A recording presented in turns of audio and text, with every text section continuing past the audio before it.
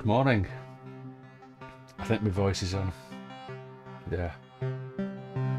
Morning, Milo, Will, Klaus.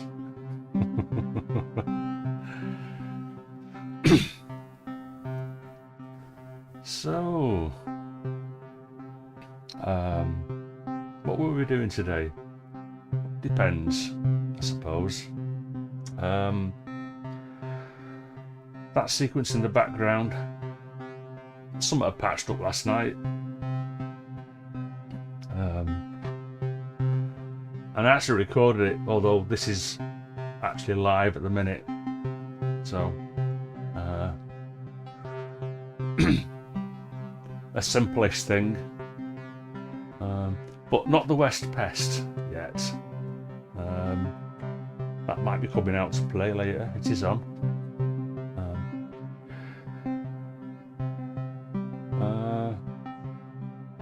So just very quickly, yeah, shall I start playing the drones? Let me,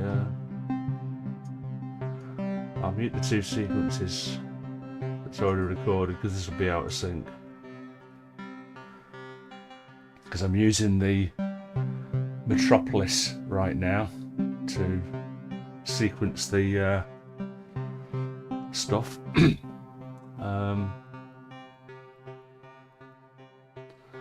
So could I hit play now and it'll be okay? Let's have a look.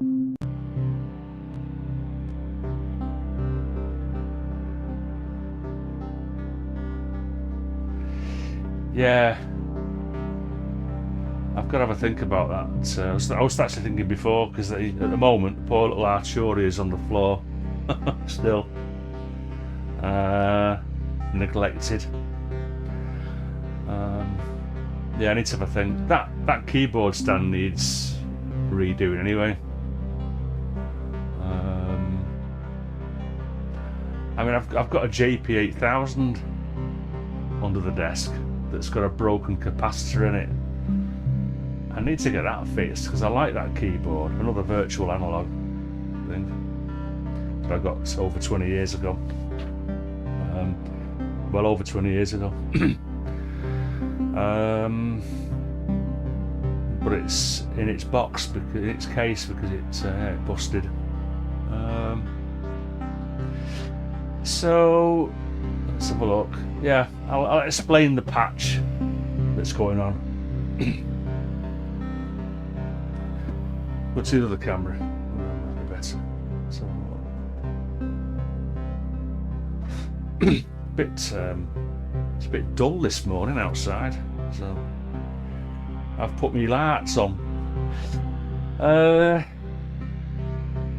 I've used the Disting Mark IV in B7 mode, which is the oscillator with FM. I don't know, I'm not using any FM on it. I've just got an output from the pure sine, which goes into the DPW design Wavefolder, and then the output from the Wavefolder goes into one of my homemade. I don't know if you can see this or not. Just a little blue light coming on here. This is a homemade passive low pass gate, and the output of that actually goes into a filter. I've put it into the Ivo or Evo Expert Sleepers filter because I didn't want the full-on harsh, because sometimes the wavefolds, and I'll show you on the oscillator in a bit, yeah, it could be quite crispy, so I mellow off the crispiness a little bit with this filter, which and then the output from the filter goes to the modular, the input on the sound card. And going back to the oscillator, so I've got a pitch going in from the sequencer, so that's that. And then going back to the Wavefolder, I've got two LFOs one going into the P and the N, and what's the one going to the P, one going into the N, and I wish I could explain this, but I can't yet. It's quite a thing, really, that I've not really got to grips with yet. I was watching the video on it last night by Dan, the bloke who I bought this off, DPW, in person at one of the Leeds modular meets. And yeah, I need to dive into it a little bit more, but I've got some quite subtle settings on it because it can get quite foldy. And then going to the passive low pass gate, so as well as the input and the output, I've got a gate which comes from the voltage controlled ADSR, so I should explain that. So rather than just take the gate out of the Metropolis and straight into the low pass gate, as I tried, was it last week? I don't know. Yeah. I wanted to have a go at modulating the attack and release times, going in of the ping of the gate going into the low pass gate. So that's why you can hear this sort of like slight changing over time of the attack portion. As with same as the low pass gate or the dynamics controller on the West Pest. If you increase the attack past a certain level, it no longer triggers the gate. It's because it needs some positive voltage going in there before it then kicks off, because if it starts to decay before it's had a chance to trigger the gate opening, then the gate doesn't even open. So that's why you'll hear every so often the sequence kind of dives off a little bit. So, and I've got LFOs going into the attack, and this time also the sustain. I'm not sure what that does, but yeah, sustain, and the release as well. So that's affecting the ping onto the low pass gate. And then I've got another LFO then into the cut-off frequency of the IVO. And then what's also worth mentioning is that the Metropolis has a gate time which can affect how the ADSR behaves. So it's about I don't know, if I turn the gate all the way down, it still triggers the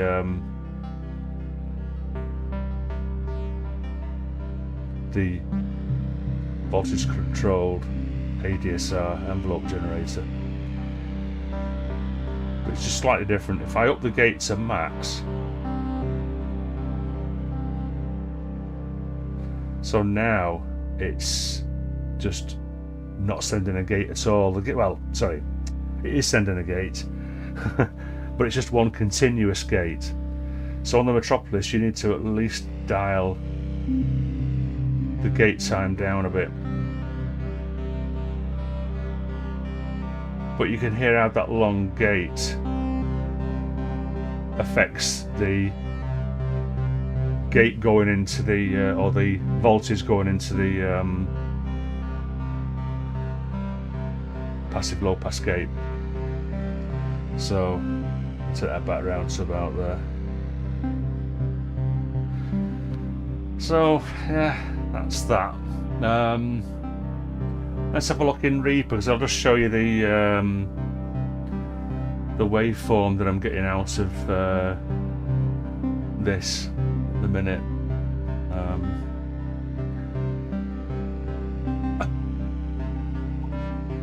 Oh, well, Mark, good to see you.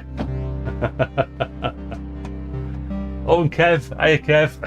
Sorry, didn't see you there as well. Excellent.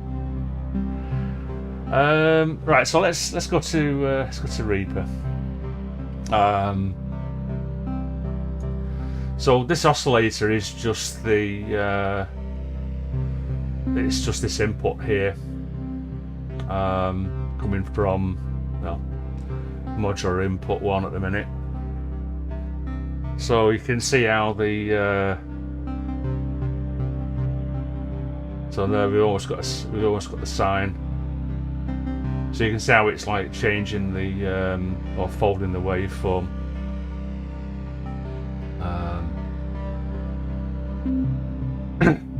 And give a bit of hey Gwen, you alright? Good to see you.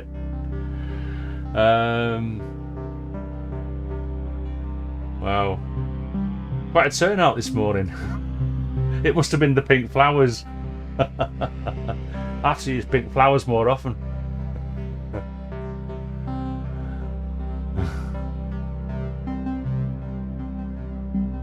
Right.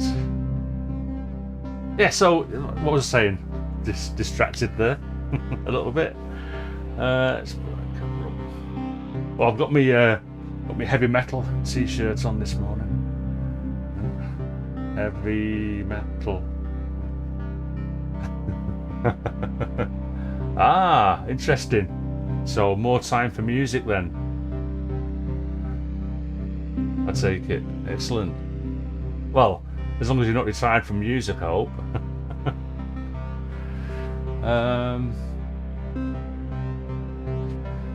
So let's shut that up a sec.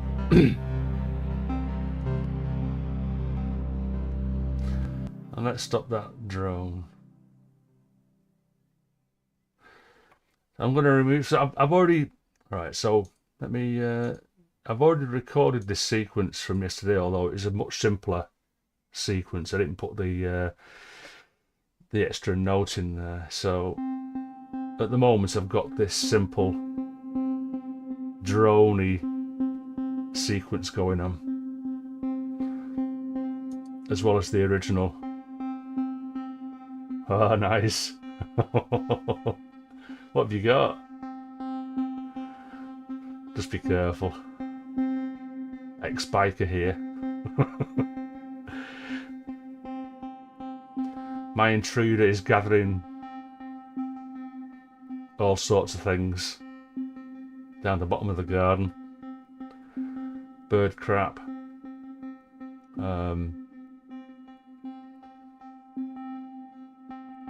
Trees, branches. Yeah, so what I want to do now. Oh, very nice, very nice. We've got a Brutali 910R in this shed. Brutali, I mean, wow, that thing is absolutely, as the name suggests, brutal. The accelerator is like an on-off switch. It's not quite that bad, but it's very aggressive. Anyway, or it was. Doesn't even start now. I don't need that patch anymore. So what I'm going to do, I'm going to strip that patch down. Let's go over to there. I want to explain a little bit now about the about this Wavefolder, I guess. So let's just do a little bit of tidying up.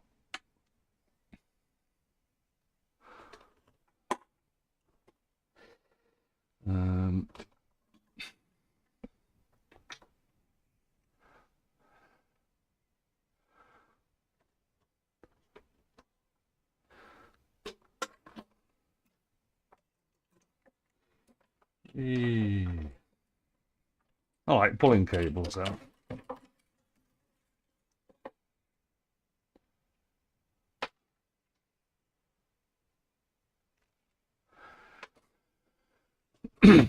So let's just start off with turn the volume down a bit. So this is the Disting Mark IV in B7, and it would be handy if I actually put the record arm on. There you go. So let's go back to repo. What's my F key? Is F5. Yeah, there you go. So it's quite a good. Well, it's not good. It's excellent. The Disting is a digital oscillator. So as you can see, that is pretty much pure sine. As if you can just see on span. I didn't notice that yesterday. Oh, I know what that'll be. Yeah, that'll be the if we turn off the or mute the effects, so they'll go away. So that's just a pure sine wave now. So you can see on the oscillator, it's you can't get better than that. And then the span also backs that up.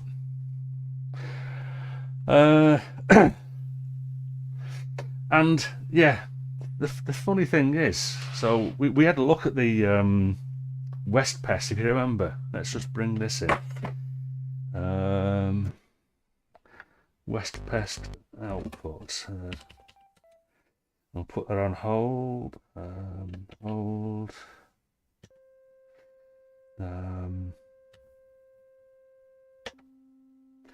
So we'll get some volume out of that.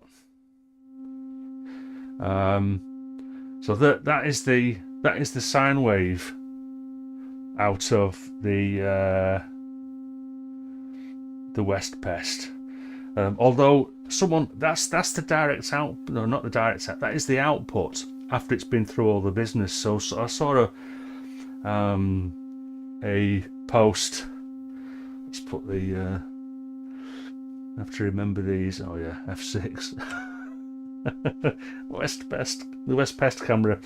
Yeah, the West Pest on its little patch bay has an output which is after it's been through all the business. You know, the waveform contour, the dynamics controller. But it's also got an OSC out, so that's the oscillator going directly. So someone said you should try that really. So there's the let's turn that down a bit. So yeah, that's quite a dirty sine wave, isn't it really? But again, I think I did say last week that it doesn't really matter that. That's it's just a noise. It's good to have an oscillator, isn't it, or whatever it does. But then I went through all my other oscillators in my case as a matter of interest. So this is the dope for A110-1 VCO. Sine output, not tuned. And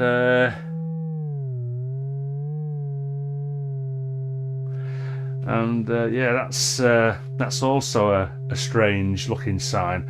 But in fairness, this is just the basic voltage control oscillator, and I think I can't remember now. Basically, oscillators have what they call a core oscillator, which is a shape which the other shapes are then derived from via whatever means, filtering or whatever, or adding harmonics. I think, although I probably should have checked last night, I think this is a triangle wave, so it derives the sine wave from the triangle wave, and you've got the triangle, which is pretty good, and then you've got the square, and so yeah, sines. That's quite a dirty sine. So that's that one. What else have I got? Oh, I forgot about this one, although we don't have a sine on that, so I'm not going to bother. I've got a 2HP oscillator, but this has only got, I say only, it's got a triangle, a saw, and a square. Can't quite reach that.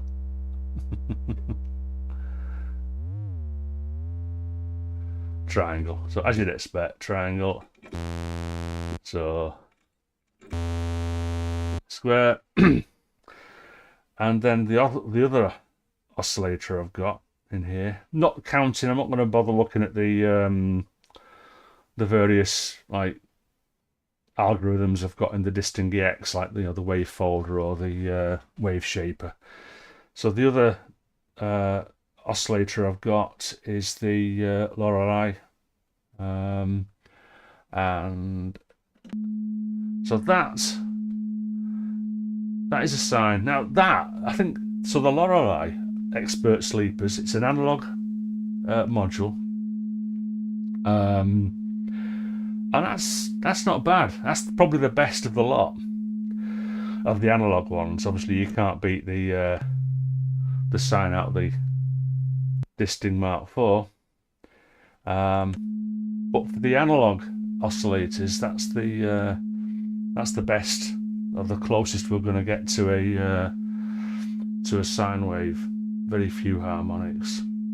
No unboxing today. Definitely not. Not till Christmas. But I've had my birthday. So if there's any other surprise unboxings, it'll be Christmas Day. So yeah, unless I treat myself to something. Moog Mavis, he says. Still thinking about that one, and I'm saying Moog now, not the other one. I've been pressured to say the right thing, Moog. Anyway, and it's got the output, so that's also a sign. So it's got two outputs, the Lorelei, but it's also got a shape. So we put it into the first one. It shapes signs. It's almost like a wavefolder, but it's not. I don't know how it does it. It's not shaping both peaks. But yeah, it's a handy little feature, that. And then the second output shape goes from, oh my goodness.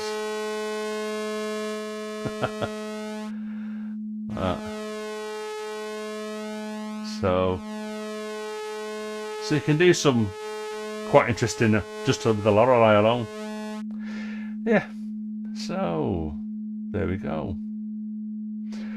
So right, let's go back to the Wave Shaper for. Oh, is this okay? Okay, yeah. Morning, Jack. Bonjour. Right. So, listen, is this okay? I wanted to explain this a little bit, and a part of this is also me getting back into my Wavefolder here.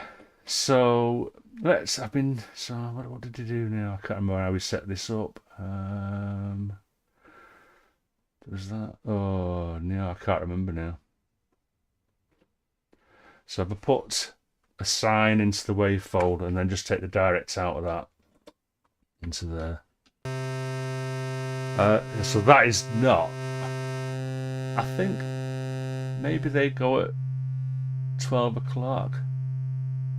So you can almost see there's still quite some.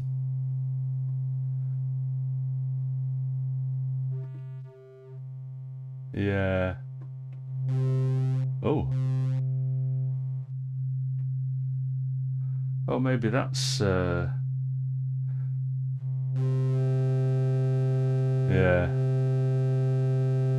Honest to God, this is like black magic to me at the minute. I mean, that's taking the sine wave pretty much to a square wave. But fully enough, you can't actually modulate this mod section here.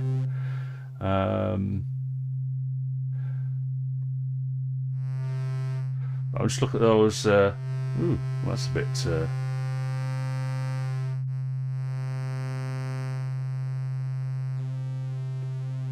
I'm just faffing with the knobs now. I'm trying to get the Batman's ears.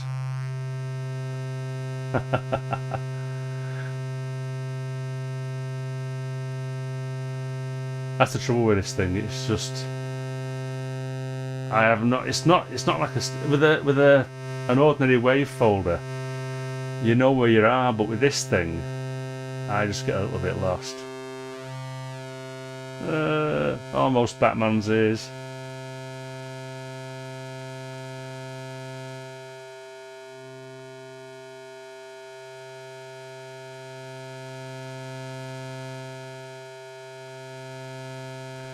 So, what I was thinking of doing, because I've got no drones with the Wavefolder, so I was thinking of perhaps adding a drone track with the Wavefolder thing. Let's bring the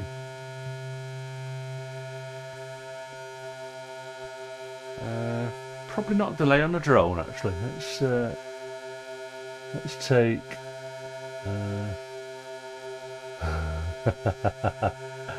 yes. Oh yeah, delay. I'm getting rid of the delay. Doesn't need delay. So let's whack a an LFO into these again.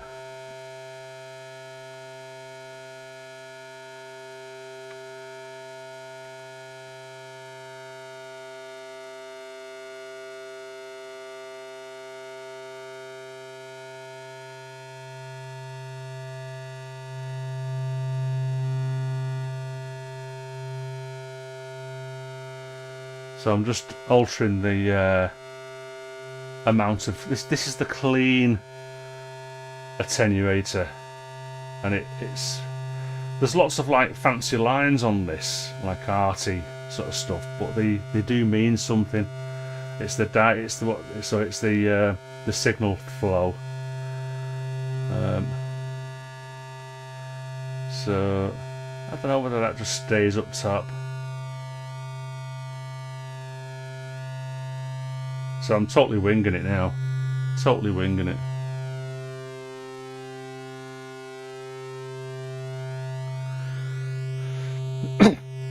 So that's kind of interesting-ish, isn't it? Take it down a bit. It's probably a bit too harsh. You know. So probably could soften it up with a filter or something. But what I want to try as well, what this Wavefolder has is it has two outputs. Sorry, it has three outputs altogether. It's got the combined output from the whole module, but then it's got two separate outputs, basically from these two knobs here. So you can effectively get like a bit of a stereo signal going on. So what I want to do, so let's put that into there, and then I'll put the other one into the other input, and we'll just set up a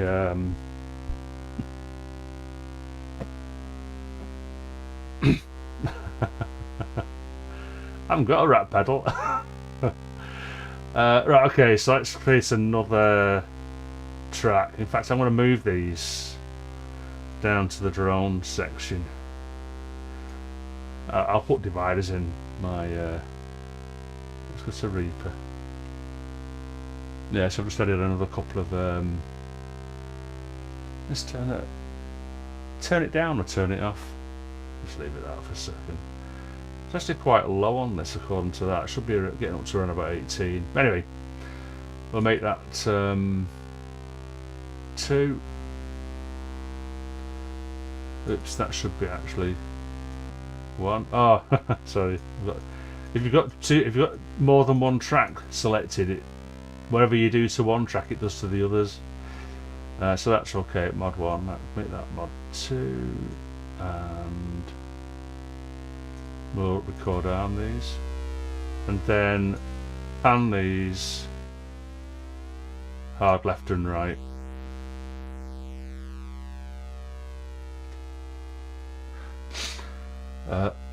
And we haven't got any reverb on that one.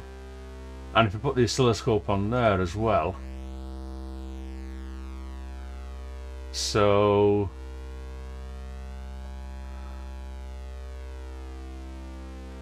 see what we've got now is that nice, like a nice stereo field, isn't it? Nice stereo thing going on. Yeah, nice PWM really, isn't it? As you can see from the oscillators, oscilloscopes. I'll tell you what, it's hard work being 63, you know.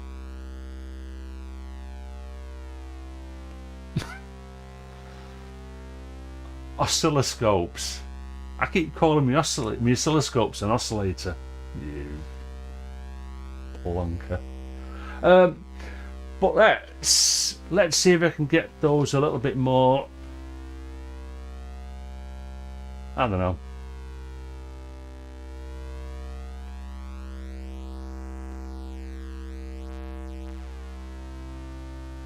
Why is it only doing the squares?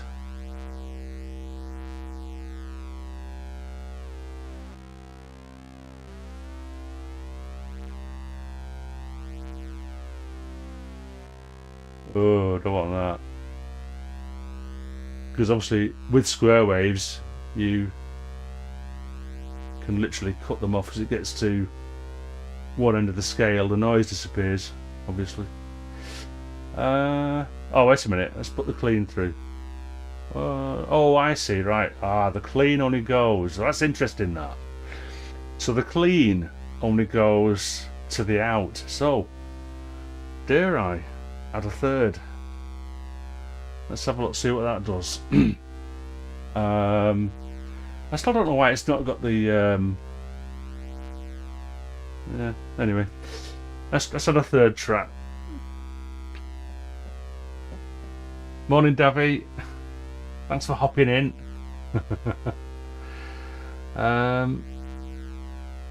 Yeah, so we're adding a third element to this now. Input 3. We'll put some let's get 3 oscilloscopes. Yeah, I called it an oscilloscope. Let's get 3 oscilloscopes going. There you go.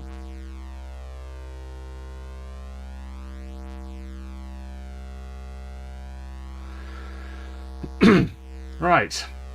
3. Let's record arm this. And oh yes, I've not turned it up.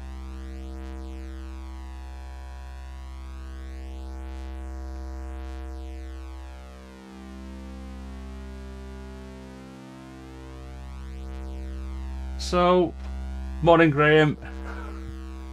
Thanks for joining. That's a hell of a turnout. How have we got now? 7. Excellent.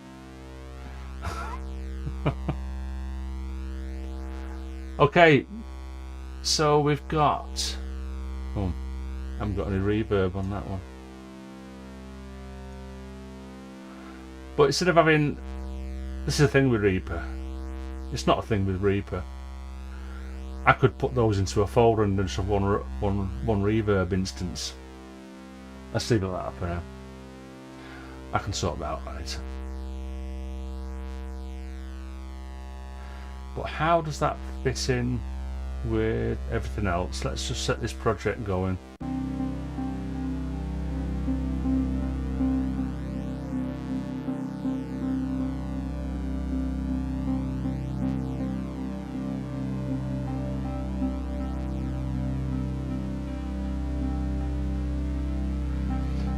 I'm wondering, because this is more like a, it's not, I wouldn't say it's bass, it's low, and I wouldn't normally put anything lower than a certain amount.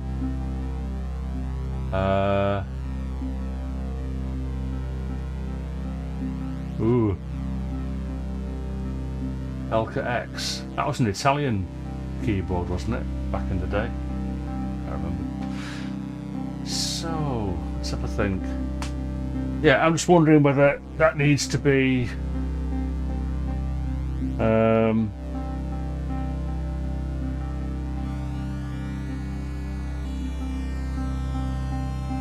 and then probably tuned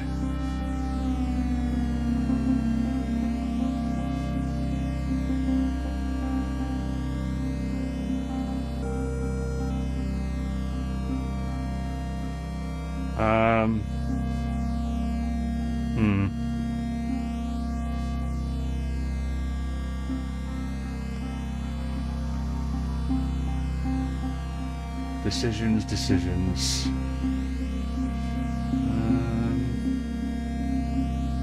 That's too loud anyway. What I'm going to do? Back to Reaper.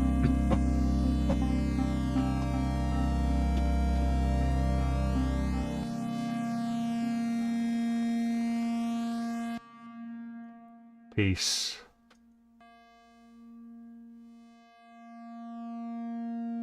That probably needs to be a little bit louder, actually.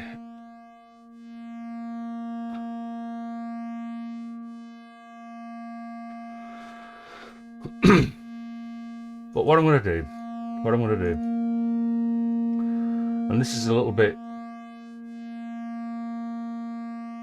let's call this drone 6 alpha left, drone 6 alpha right,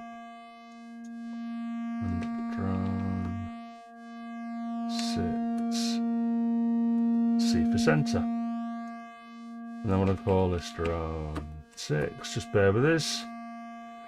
Let's close all these down a sec. We know what they're doing now. Let's get them out of the way.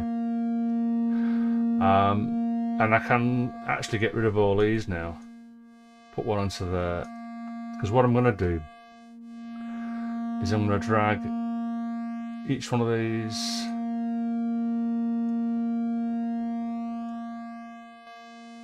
into there, and then on each one of the tracks disable the master out. So now what I'm doing is, it's a long-winded way of doing stuff, but this works for me.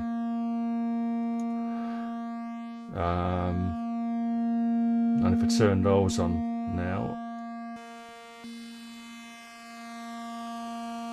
so now I can alter the level or adjust the level of the whole mix just by one fader.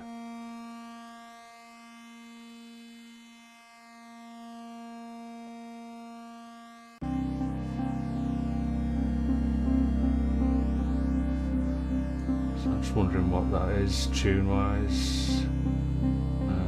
Tune. A sharp 2? What's that?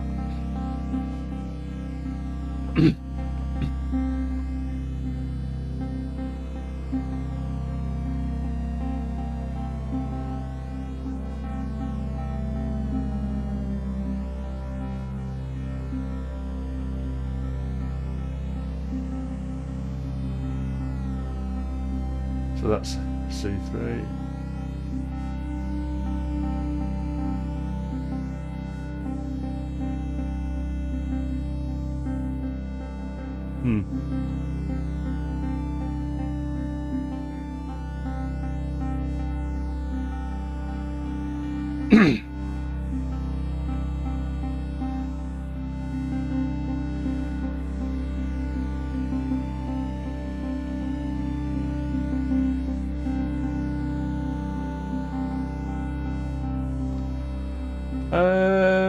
Yeah, I mean,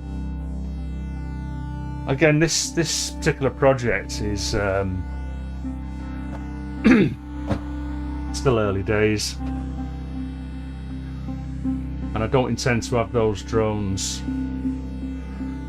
or running at the same level all the time. But I do quite like the width of this one, the stereo width on it. But the next question is,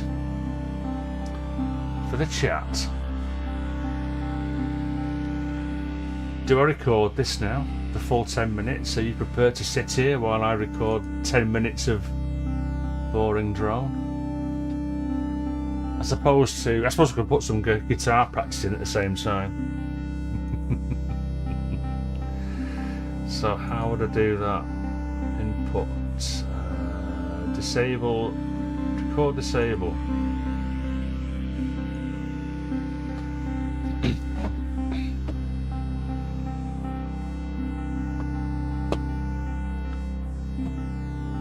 So while it's recording the drone, I could oh, he says, why isn't that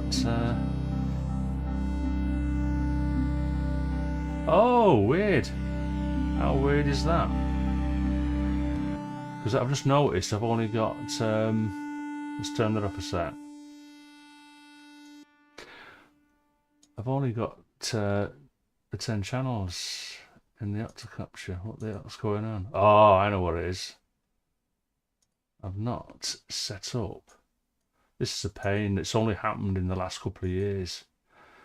I've got to manually turn on the VS Expand on because I've got 2 octa captures that are linked via SPDIF. So let's see if that brings in my full. Don't say I've got to start flipping Reaper again. Oh, there you go.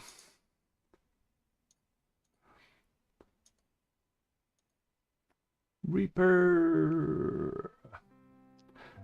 So I suppose I better tune this, eh? My goodness. Changes with the weather, which is always changing. I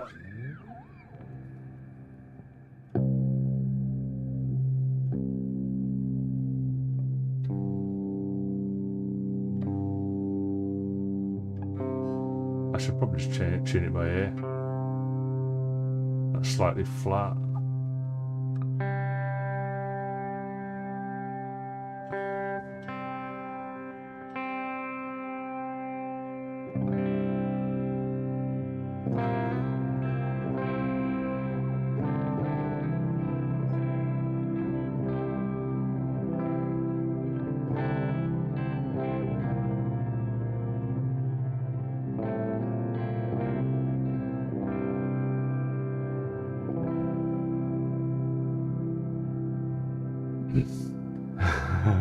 Lifting waves in my hair, okay.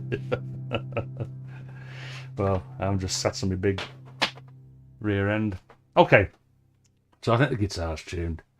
So what I could do now, I guess, is just noodle over the top of this, just so it's not quite so boring for you while I record that 10-minute drone.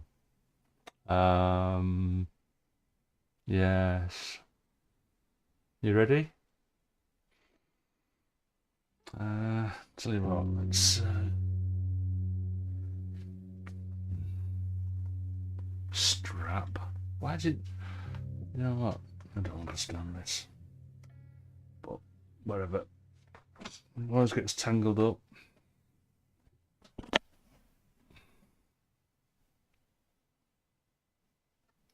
Peace and quiet. Peace and quiet. I'm not saying that I intend putting guitar on this track, but it's a possibility. And when I did my original live stream of this particular project, I did play guitar.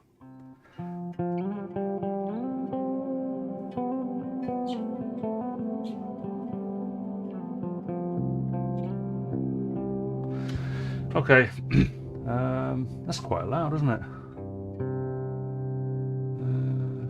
Let's see how it goes. Let's see how it goes. Am I ready? Can I hit record? Save the project first. And let's go. Ah, Oh, wait a minute. It is recording. I didn't. Let's turn that down a bit. That's too loud. As you can see. Oh, it's too loud, man. Too loud, Susie.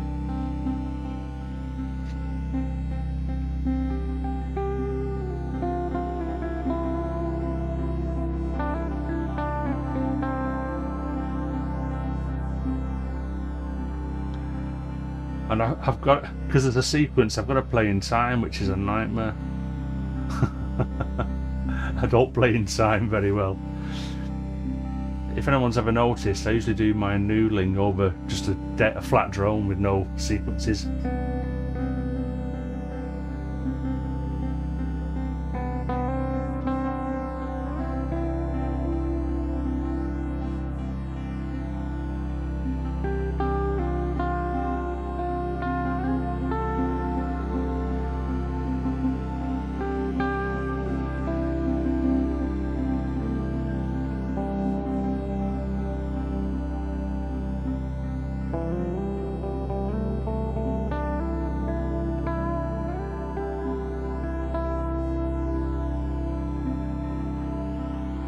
I suppose I could stop the drones, couldn't I? The sequences, couldn't I?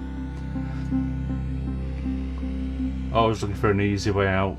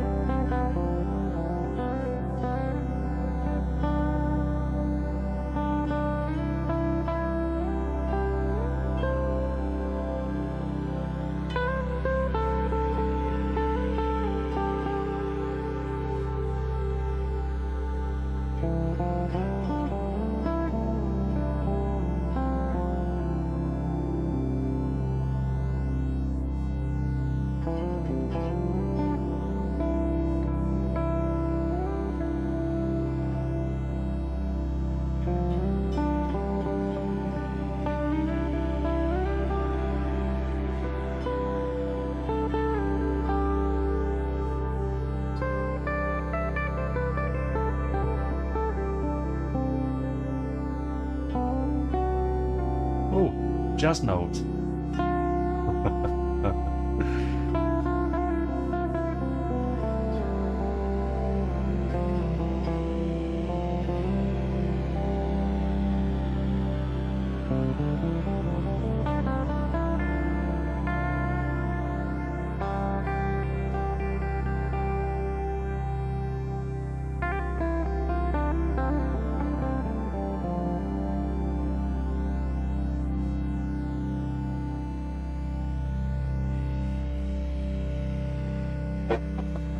That's a bit better, isn't it? Not seeing Reaper.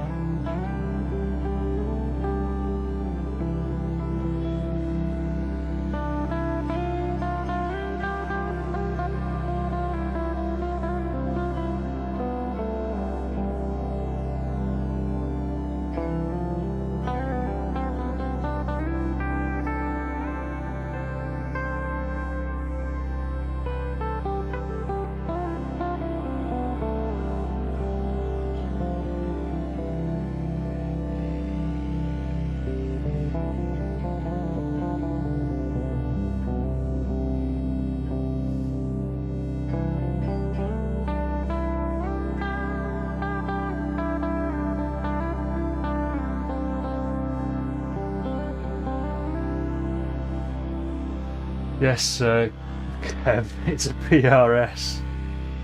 As if I'm good enough to own a PRS, but you know, there you go. I just wanted to own a PRS one day. PRS Studio. Nice guitar. Too good for me.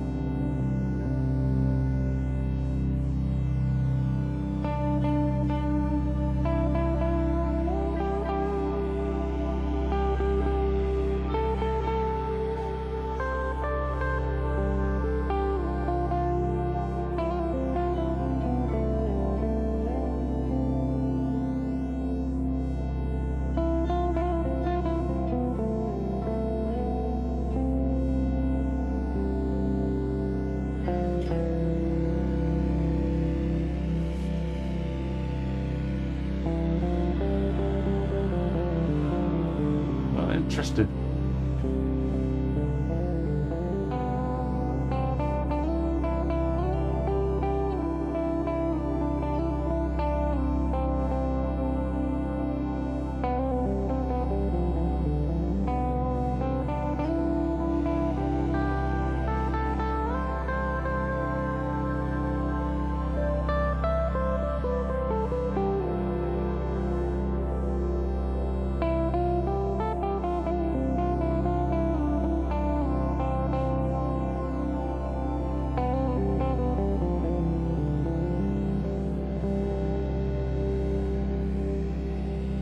Yeah, maybe. I mean,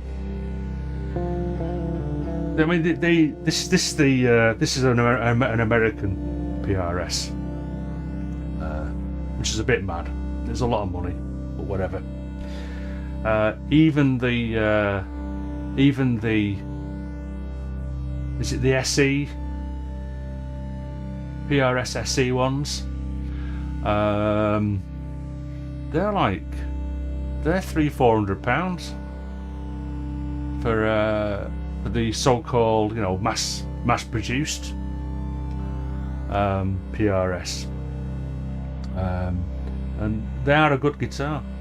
But yeah, I wanted a proper one, just because I was working in oil and gas at the time, so for all my sins.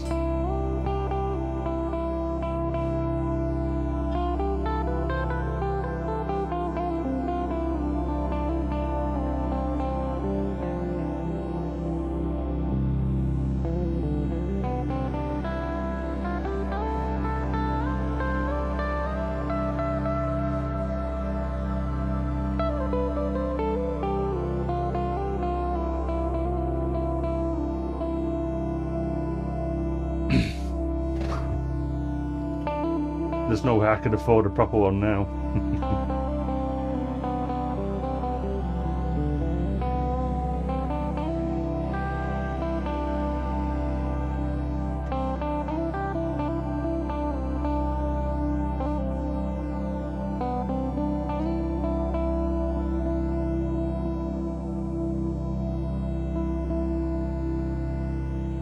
Okay.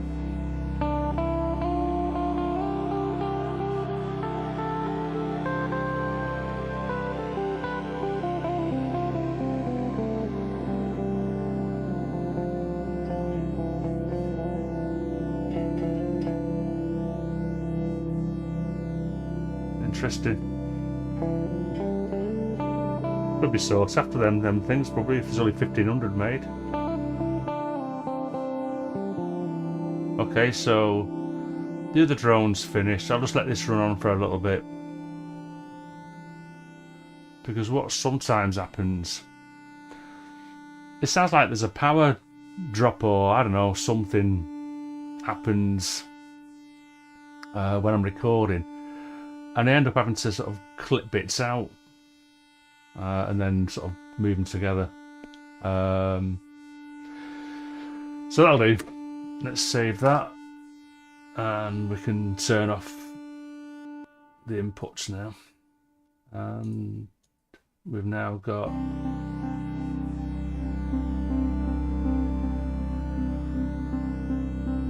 that. So that can be quite a lot lower, that one. Yeah, so yeah, so the it's same as that then, I'm assuming.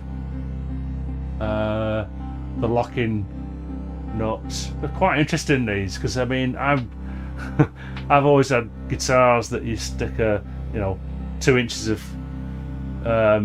string through the hole and you wind it up, and it and there you just put the string in the end of the hole and tighten that down, and that's it. They're such a good guitar. One complaint I've got at the minute, but it's probably because I've not looked after it enough. Some of the machine heads are a bit, they jerk when you. So I think I need some oil on them just to sort of.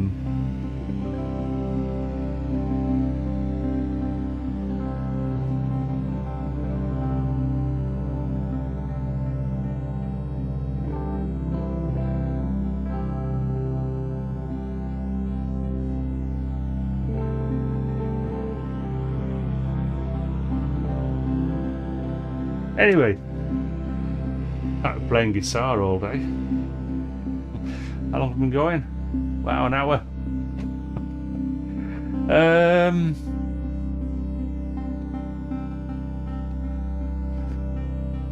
So this is where it gets a bit strange, because I'm just wondering what to do next.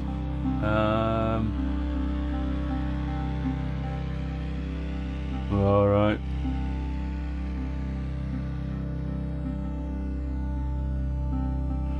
Yeah, never been one for trem arms. I struggle keeping my guitar in tune as it is. I just haven't got the skills for them either, to be honest, trem arms. I'm not that good. Although I think probably some of it's confidence. Okay, so where are we? Yeah, I mean, this is full of dust.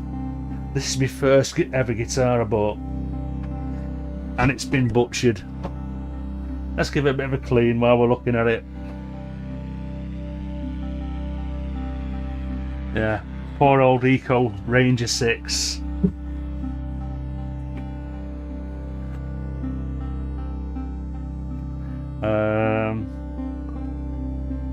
Made in Italy.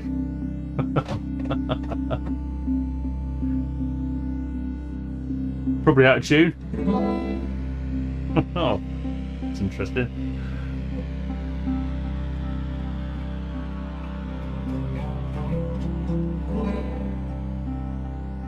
Yeah, but it's not in. It's in standard tune, I think.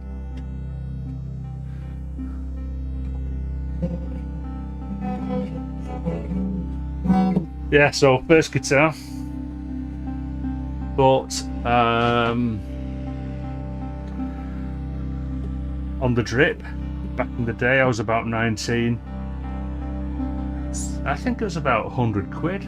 So I'm going back to 1979. I was probably only earning, I don't know, 40 quid a week, something like that, if that. So this is about 100 quid, and it was I got it through my mate's mum's catalogue, probably a gratin or something like that. But it's not a bad guitar, except I've butchered it. I tried to fit a pickup. How stupid! I put a pickup across there, which didn't work, obviously. I was going to put a piezo on it, and I drilled a hole there, or almost did. I was going to take this off and replace it with a better bridge, but I gave up because I thought I just can't get it off. It's just glued solid. So yeah, butchered. And for a time, I actually took the neck off this and tried to make my own electric guitar. It's just so the paw, it's back to sort of like as much as it can be now, standard. But yeah, first guitar.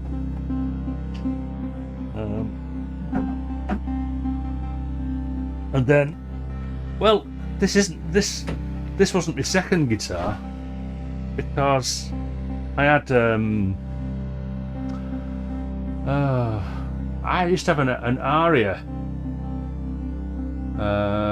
Aria Cardinal Pro,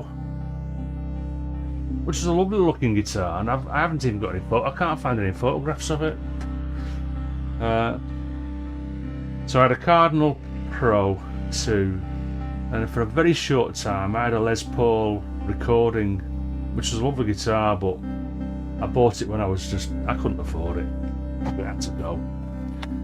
And then later on, when I sort of like started to be able to afford stuff again, I bought my Gibson SG. Let me get this. There you go, into the camera. Gibson SG Special. It's called. A bit dusty. It's called a special because it's especially cheap. So this was about 500 quid for a place in Manchester, when the SG Standard, which has got the square inlays and a bit of an inlay up the top there, the Standard was about 1,000 quid. So this is half the price. It's probably not even in tune. Milo, you wanted to hear it, didn't you? But to be honest, there's not much to hear, not in my hands. And it is. Oh, I need to give this a clean. Should plug it in. I think.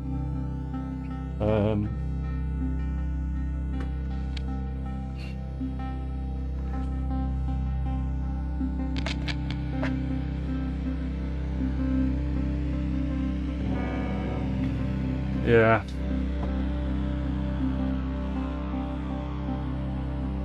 I'm not the best person to be showing these things off. Let's tune it. I'm not too sure what strings I've got on this. This is standard tuning.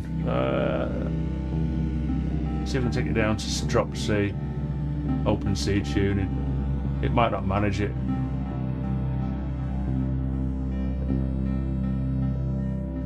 I haven't got the right strings on really for that tuning.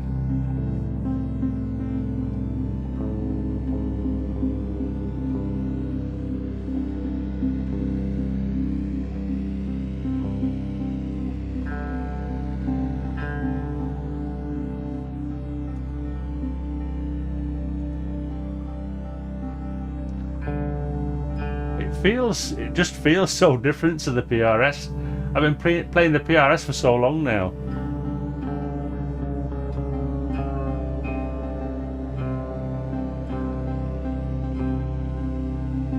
Come on.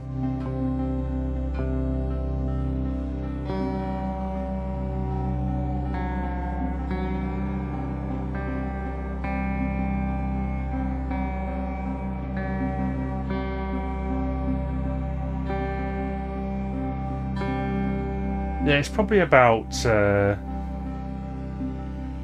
when did I get this? I've got the paperwork for it. Again, I've had this for over 20 years. I've had this for about probably 25 years, something like that. The Arias were a nice guitar, yeah. I don't know whether you can still get them or not. I don't think they make them anymore.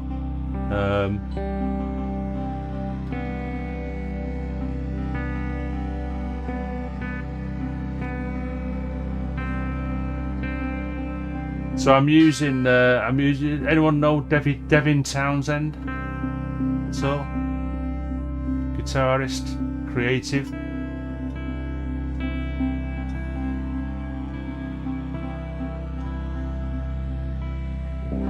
He uses this tuning, which is going from the top string, so it's E, CGCGC, or from the bottom string CGCGCE instead of EADGBE.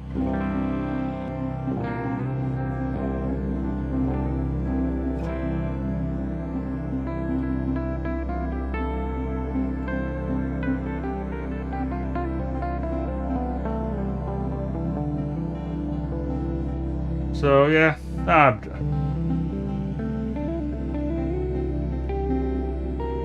does it sound like an SG? I wouldn't know. You know something, I am so stuck in my own little world. I don't I'm just not very well versed in guitar sounds and tones and stuff like that. So if you say it sounds like an SG, then that's amazing.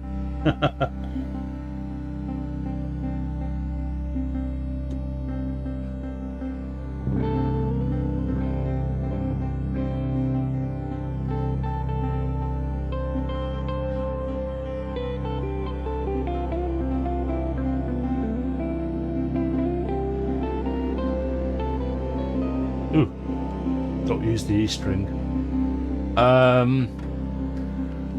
Let's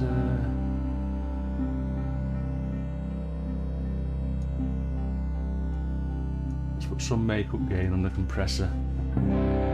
Oh.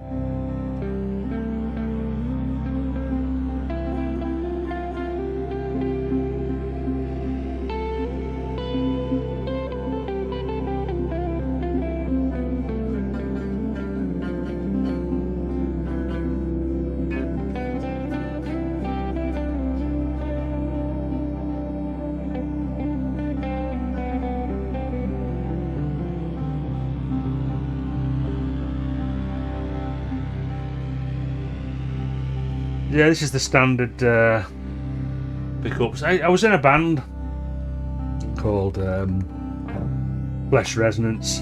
We didn't do much. We gigged for about, what was it now? 18 months, if that.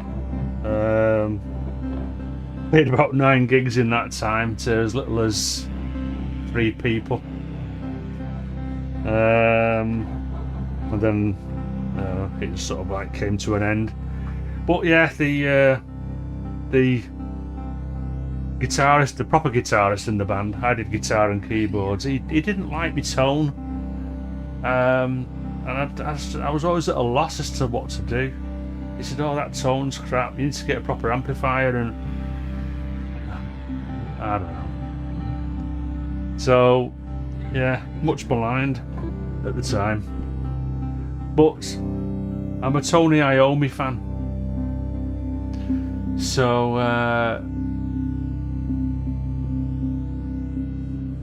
that's the reason why I got an SG. Was Tony Iommi out of Black Sabbath. Only he had a proper proper SG, not the cheapo one.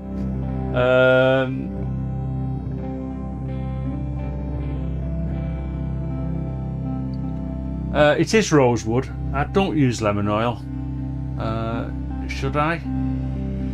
As I say, I've I don't know. I probably neglected. The PRS is rosewood as well. I'm pretty sure it is. Or no. I don't know now. Thinking about it. Ooh. Could it be ebony? I'd have to have a look.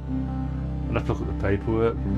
But yeah, I think this is rosewood. Yeah. So it's not like a stained wood or anything. It is just proper rosewood.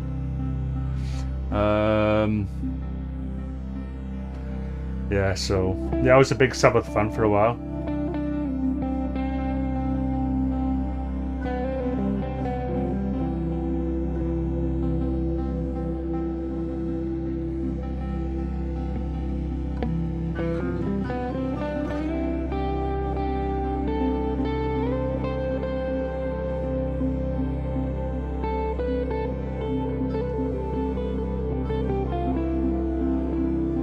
Anyway.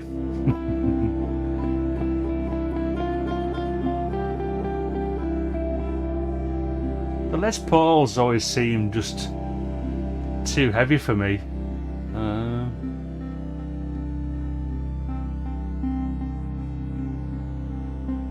Would I have one now? If I had a bottomless pit of money, I might do, but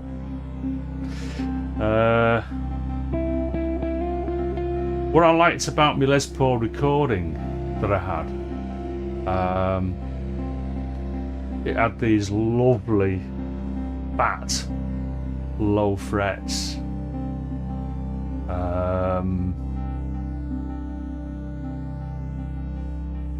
It was an amazing thing to play, even for someone as crap as me, and I was even worse back then.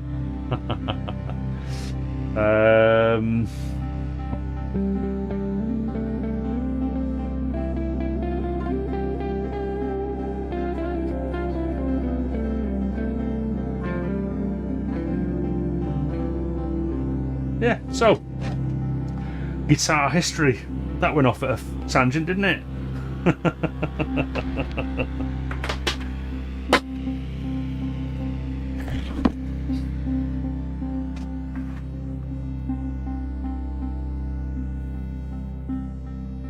So what have we done?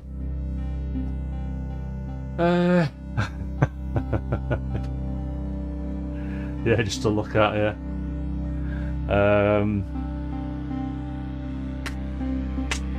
What shall we do next? Because I started early so I could go for longer, and I'm kind of grinding to a bit of a halt. I've done what I wanted to do early on, so I explained the Wavefolder thing.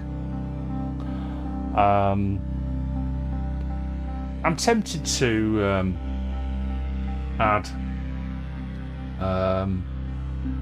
a bit of another West Pest sequence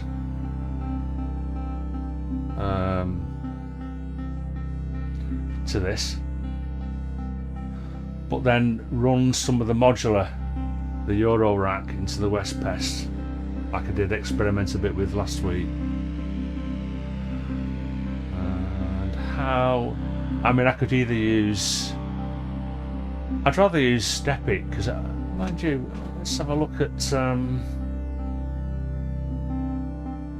let's stop this a sec. Oh,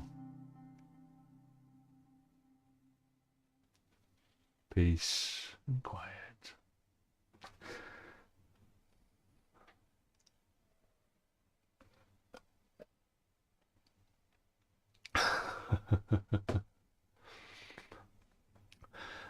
I hate watching people smash up guitars.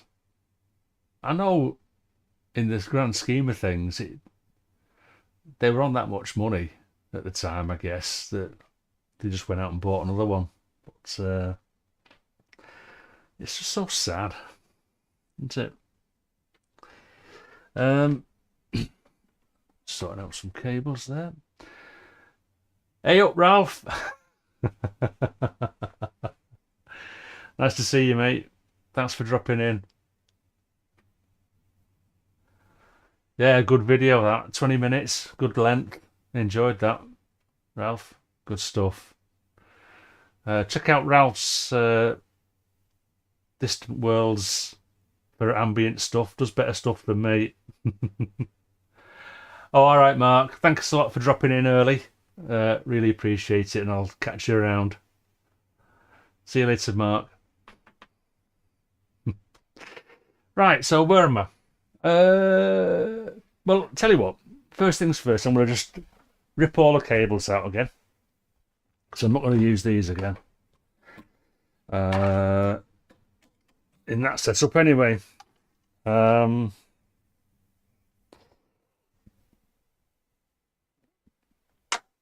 we'll see if we can bring in some kind of a gentle West Pest sequence. So let's plug that into the output, and we'll add a track. So I think what I'll do is I'm gonna drive this with no, I was gonna have this, wasn't I? So how do I just very quickly I'm looking at the setup, because you can set the Metropolis to do a random movement. Is it mode? Oh, there you go. Mode, forward, reverse, PNG, Brownian, random. I think Brownian's quite good. So let's try and drive the West Pest with the Metropolis. That'll be interesting, won't it? Bit different. Keep it hardware. Yeah, cheers, Ralph. I mean, yeah, it's not bad, I suppose, but you know, I think me views tells the story, doesn't it, on YouTube at the minute? It's really odd. That last video I uploaded really bombed. It's struggling to even get any traction at all. But anyway, let's add another sequence track. I'm going to turn these off if I play that, and the reason being is it'll all be out of sequence, out of sync. Because what I'm not doing at the minute, I would normally try and I would use the BeatStep Pro to clock the Metropolis. I could use the Adult for MIDI in, but it's just so much easier while I'm developing like little snippets of sequences to record the sequence into Reaper, and then manually drag it back into time rather than faff around. If I was doing a live performance, then it'd be different. I'd have to obviously get everything synced up. But while I'm just recording snippets, I'm not. I can't be bothered getting it all synchronized. So I need to add another sequence track, and I'm using the Nova input at the minute on this. So if oh, there you go. So I need to turn hold off. Let's hold off. Okay. And I've not tuned this, so actually just put hold back on again. Hold. And we'll tune this while we're here. Put a tuner on there. Oops. No, it's not a million miles away. So that's the West Pest tuned. And it won't go out of tune. It's been on for ages. Excuse me. Okay. So now I can turn off the hold, and let's send some Metropolis stuff to the West Pest.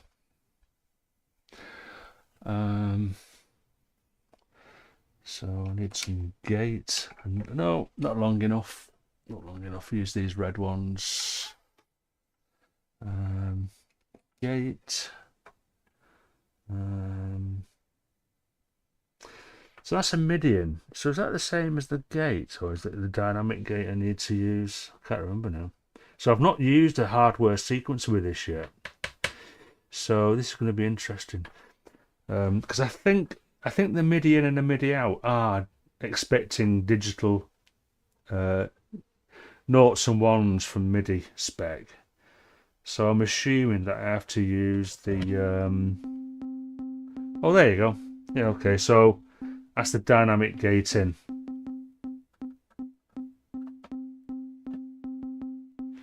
So let's just put a bit of reverb and delay on this while I'm sussing stuff out. Right.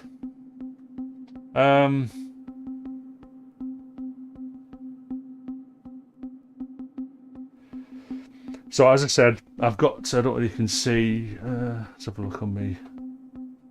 Perhaps the other camera's better. Not sure. Don't know whether you can see that at all. Should we zoom in? Fights to get to the camera.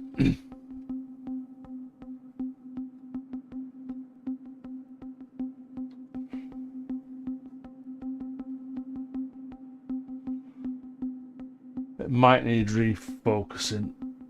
Oops.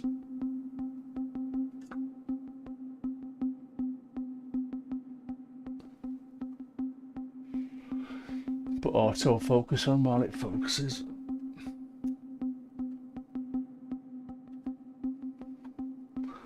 that in focus? Not bad. Yeah, I don't really can hear that. No, it's quite quiet, there, isn't it? That's well, that's maximum volume out of there, but you can go down.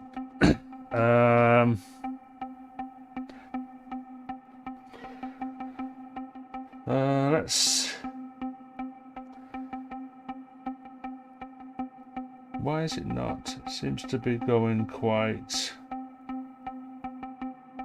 Maybe random would have been better, but let's see how this goes. So I've got C. So let's keep the first three on C, and we'll make that one. In fact, what I will do, thinking about it, I'll take these up to C1 so I can take it down. C1. Oh, and of course I've got no. It would have been handy if I took some pitch out, wouldn't it? Pitch to pitch in.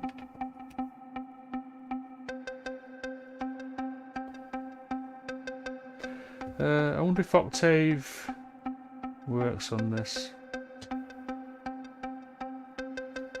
No, it doesn't, does it? Interesting. So how would I tune that then? Well, that's something I have to get my head around. Because I've changed the octave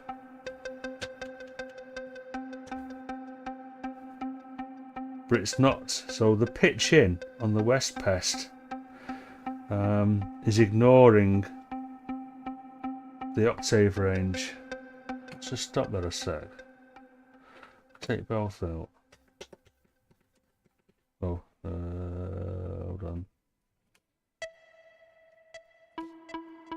Oh.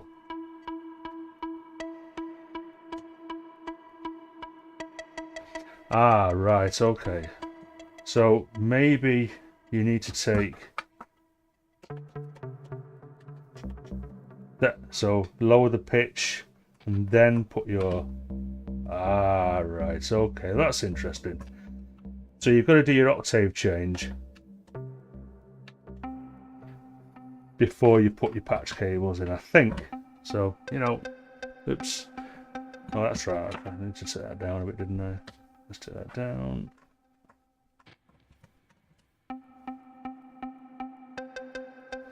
Oh.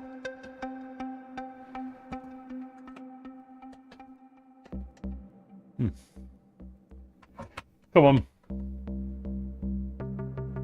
There you go. Right, okay, so let's get these all to C1 on here to begin with. And then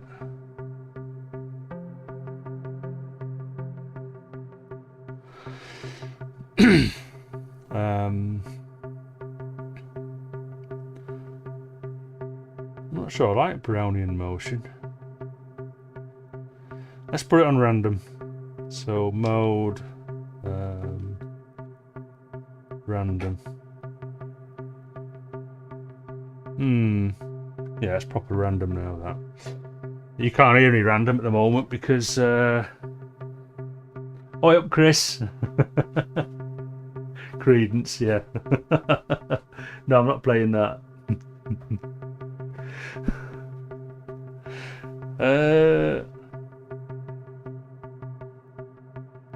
Right. Or was that not a request, Chris?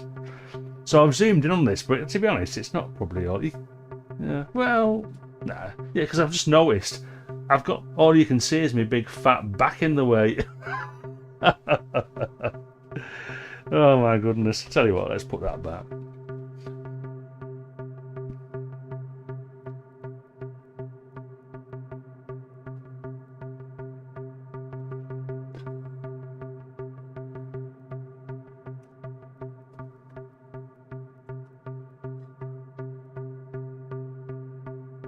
That'll be okay, won't it?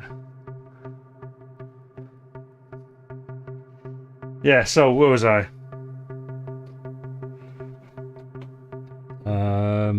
Let's try and just put some.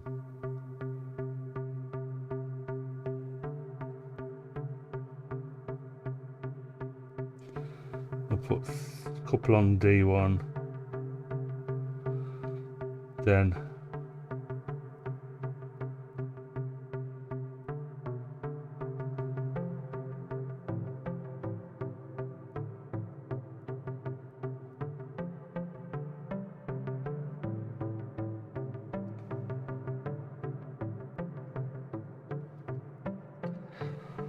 now, so we've got a bit of a random.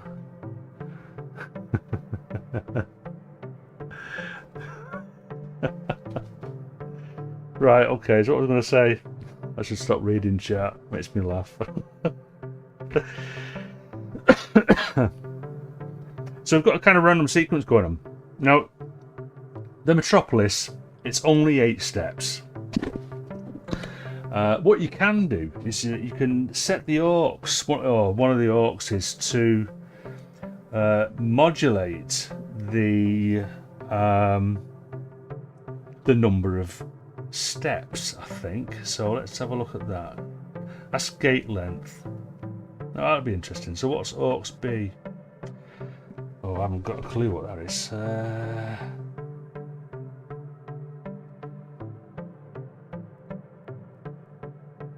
So that could be steps, route.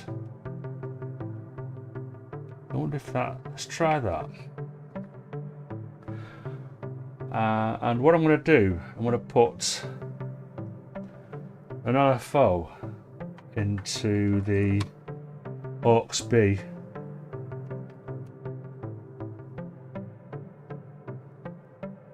And that, hopefully,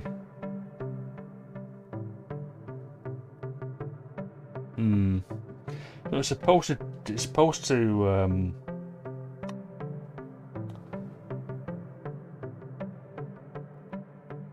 change the number of steps, but that's not seems to be happening. Perhaps it doesn't happen with the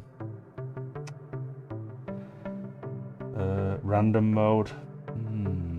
Interesting. Okay, tell you what, we can have a go at now. Let's have a look to see how the gate length, because I know aux A is the gate length. So again, if you increase the gate length to max, see how it sort of like just goes off. But I've got this LFO on the gate length, so it's modulating the amount of gate length, or sorry, the length of the gate. So let's, and if you turn it right down, I suppose actually it doesn't matter if it's right down on the West Pest, because it's only expecting a very, very short ping anyway. So maybe that doesn't do anything. Let's take that off. You know, got to try these things. So let's have a look.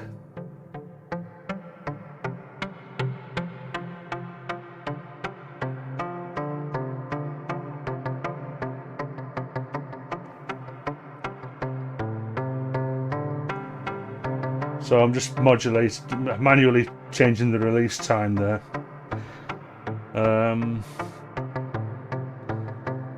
Let's sustain up.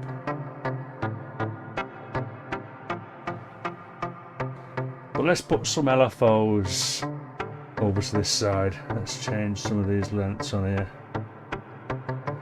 So instead of using the internal LFO. We'll use the Toomey on. Let's have a look. Dynamics mode.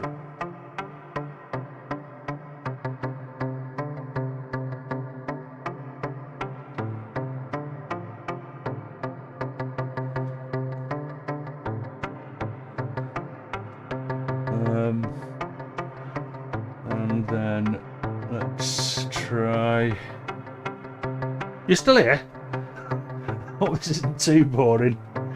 I know some of you come and go, which is the best thing to do, really. It's hard work watching an old bloke faffing around. Fold mod.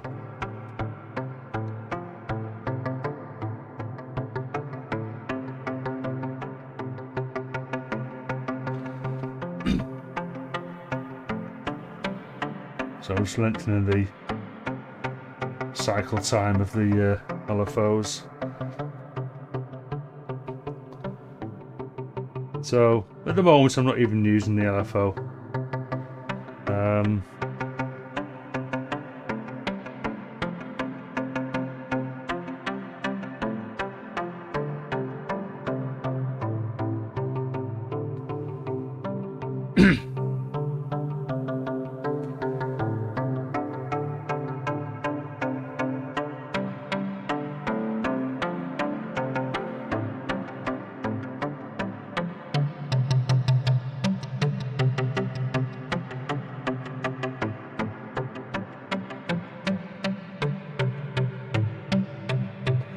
And I'll tell you what, let's be really naughty and we'll take the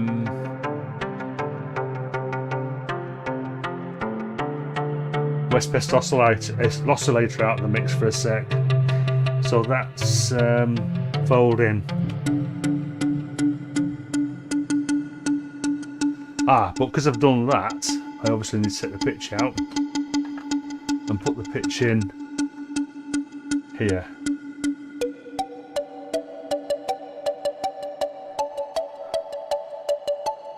Oh, you know, so I forgot to tune this.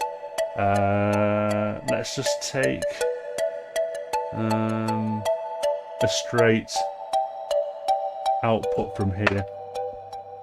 I should have tuned that back to C, so bear with us a tick. Because if you remember, we tuned that differently for the last drone we did. Let's put that to turn that up. Take the pitch out of there and put a tuner on it, or open the tuner. Just bear with us. Yay! So that can go down, back down to C. Probably down an octave. Let's leave it there. Okay, so that's that sorted.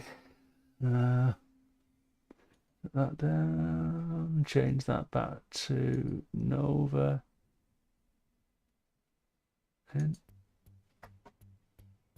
And let's get the oh yeah, oh yeah, there. On the pitch.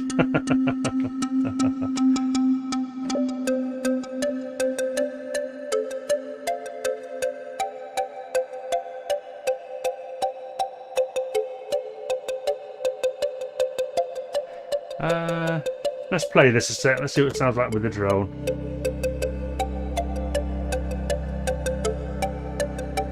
Yeah, it's getting lunchtime over in mainland Europe now, isn't it? So it's 10 past 11 here nearly. So 10 past 12 over in Europe.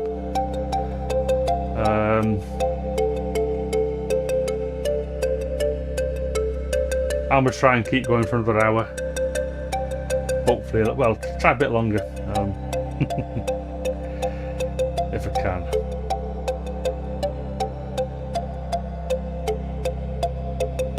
So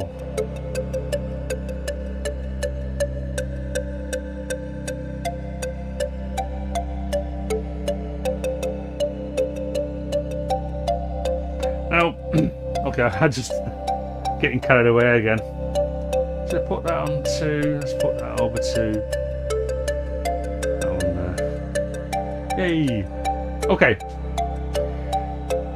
And let's move these cables out of the way a sec. So just to recap, what have we got here?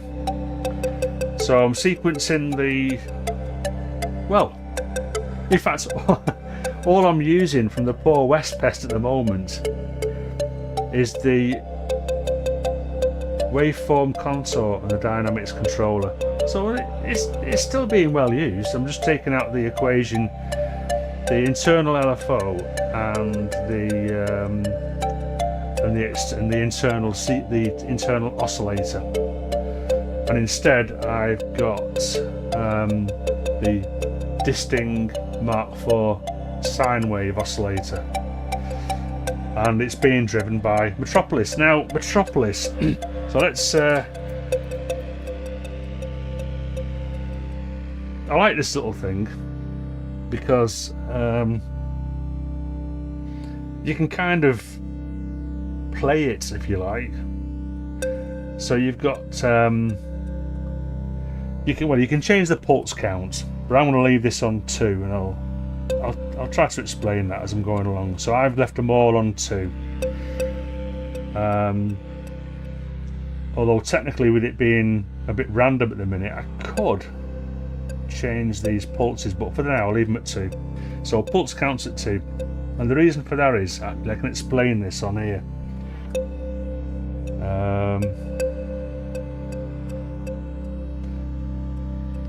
The gate mode. So you've got 4 options for gate mode. You've got off. You've got single. So that's now just playing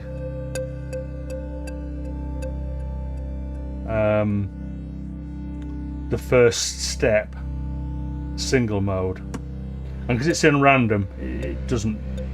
Sometimes it plays twice on the go, and then it might wait for a while for the next note to come along. And then the next gate mode is multiple pulses, and this is where the pulse count comes in. So because it's set to 2 at the minute, you'll hear 2 pulses together. If I change that to 3,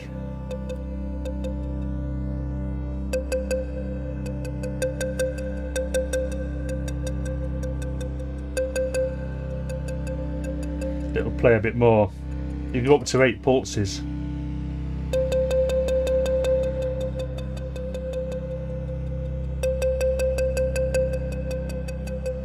Yeah. So I guess with this being a bit random, what we could do is let's put all these onto multiple or let's explain the last one. Sorry. So gate mode. The last gate mode is it ties between. So let's put this other one here.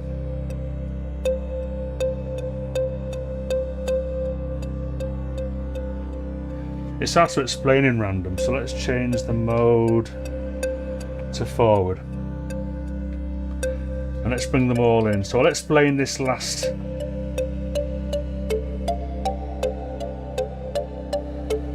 So I don't know whether you can hear. On the downbeat, I've put it on to tie to the next note.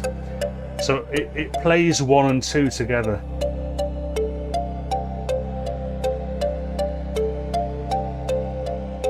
Yeah.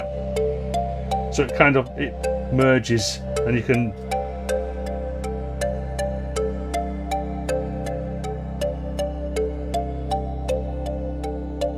Yeah. So what I'm leading up to here really is that from a simple 8-step sequencer, and with the gate modes and even the pulse count, you can perform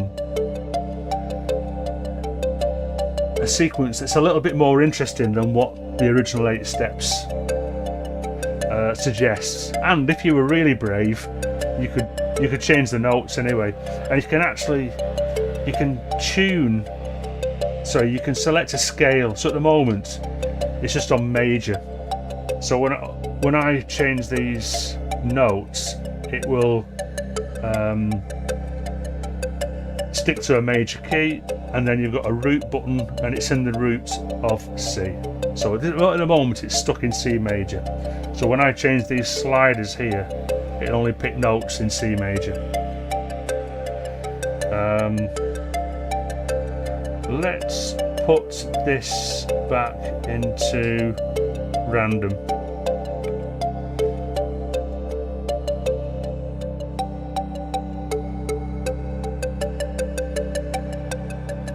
So,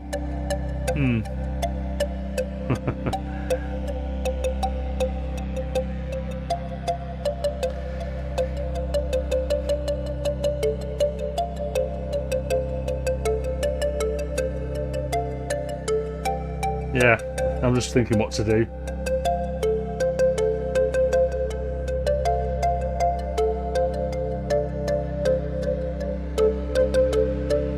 I don't like too much resonance, to be honest.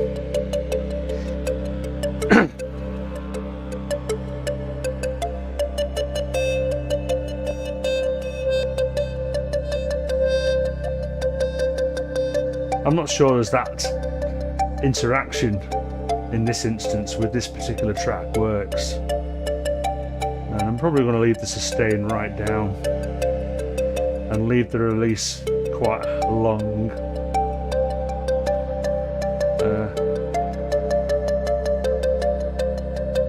Oh, that's interesting. Yeah, of course. Well, it wouldn't, would it? So there's because I'm using an external oscillator, then the glide doesn't work. So, which you'd expect.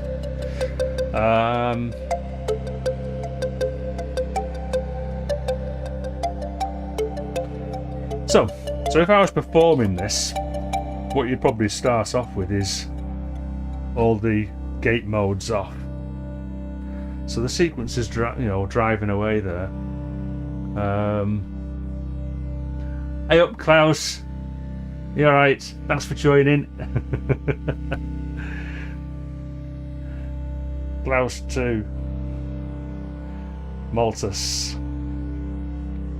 Right. Yeah. And then just slowly bring in the gates.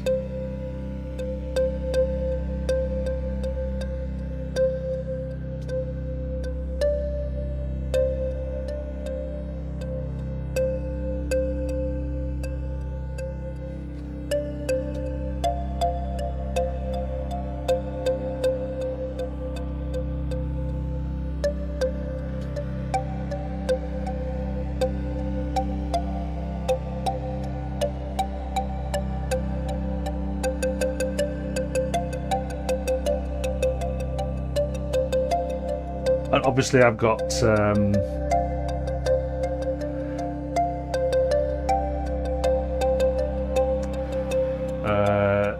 I've got software delay and reverb on in my DAW. So yeah.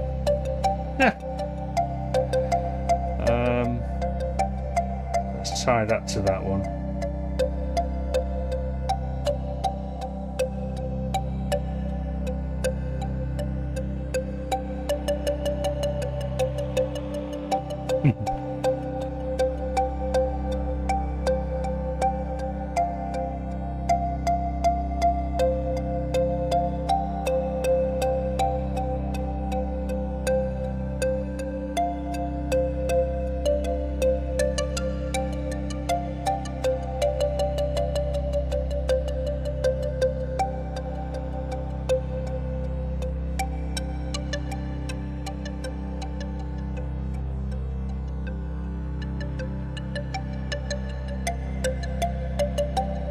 Just changing the fold amount and the fold mod amount a little bit.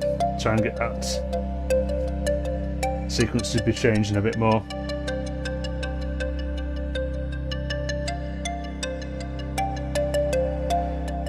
yeah, so I suppose that kind of works. Yeah, Klaus rules at the moment. Klaus is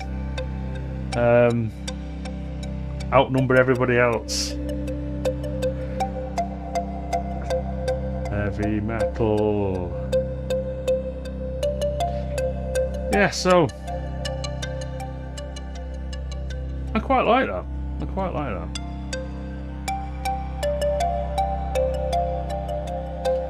Let's bring all these things in.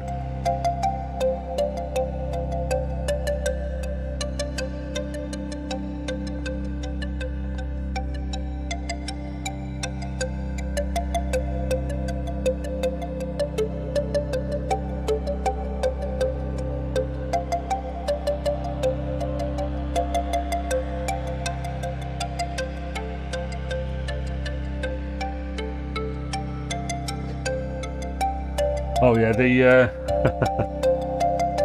I should probably mention this bottom bit as well, as while I've discussed some of the bit of Metropolis. You can set up slides and skips with these buttons here. I don't really go into these, to be honest. Let's have a look. Probably between two notes that change.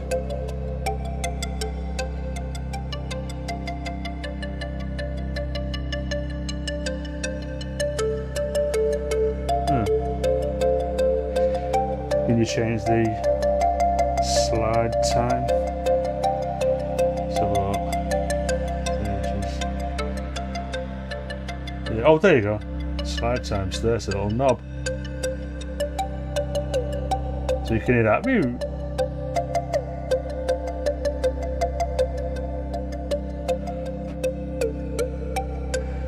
Yeah, I know. I'm not a fan of that, to be honest. But yeah, slide.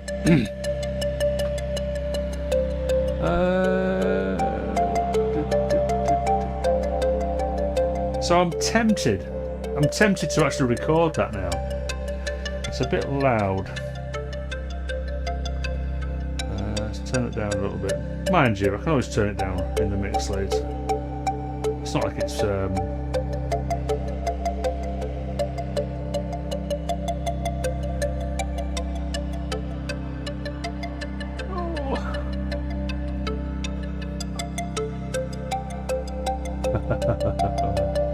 They can only be one, Klaus.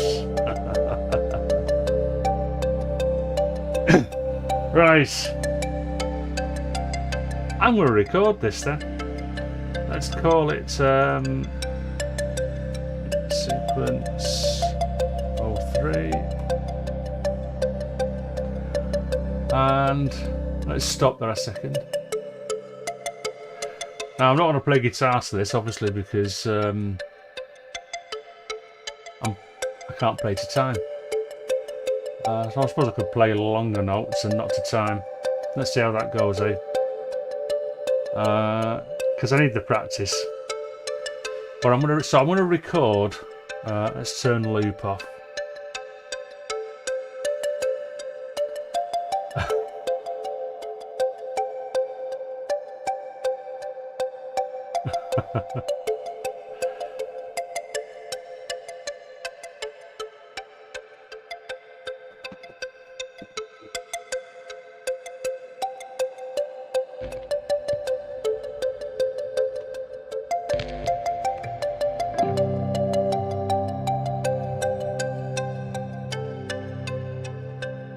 Cool. So how would this work?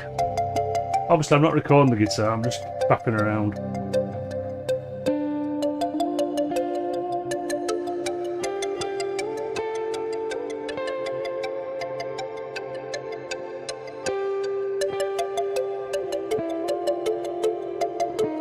Ooh.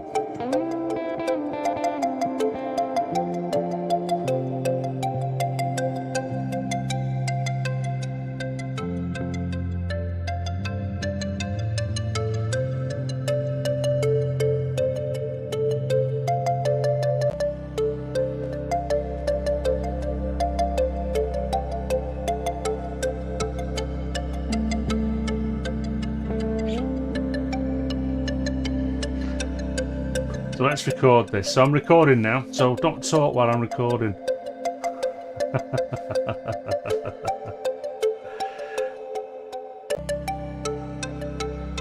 Alright, cheers Ralph, thank you very much. Yeah, it is what it is here, you know.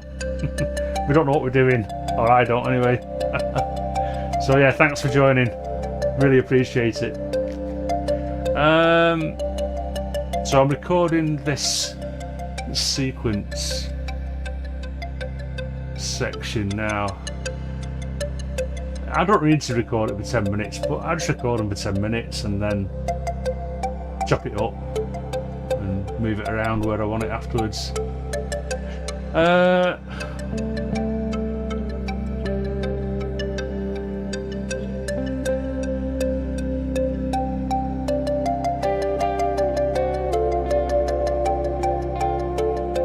Spoiling the ambience.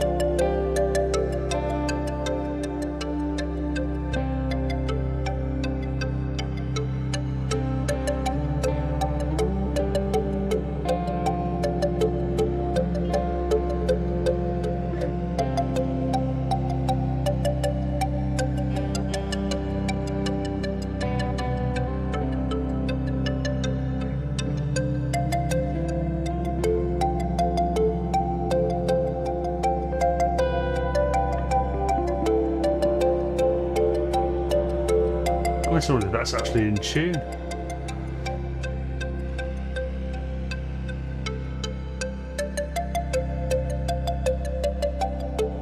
It is, yeah.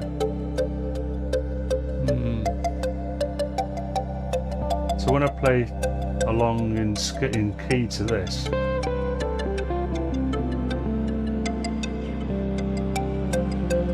maybe it's the notes that it's playing, it sounds, it doesn't sound like it's in C, does it? So when I play in C on the guitar, it sounds not out of tune, but a bit different.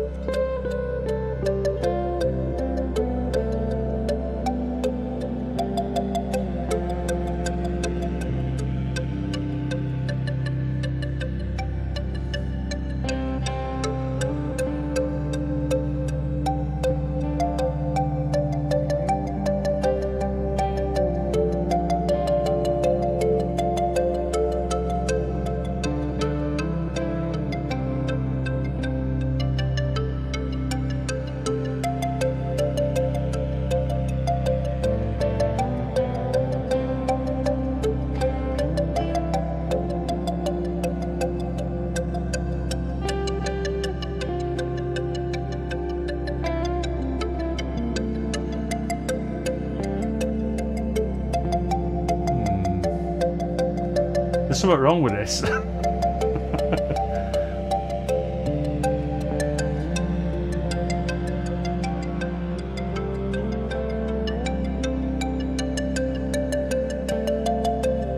We'll see how it sounds when I bring the sequences back in a bit.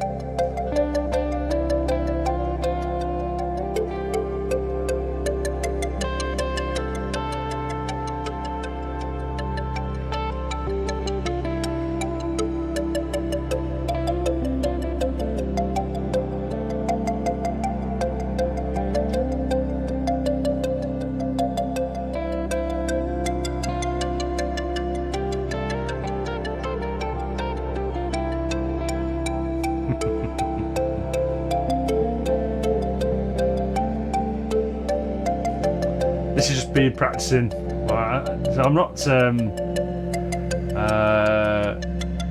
I'm still not clear whether I'm going to be using guitar on this track or not.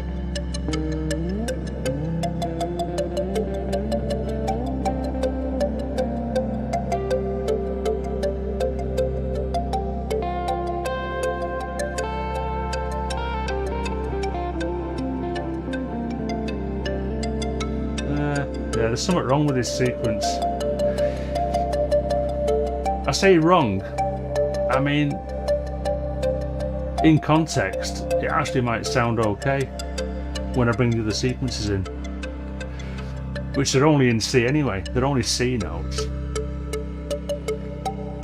But Yeah, I'm not too sure what I've done there. Interesting.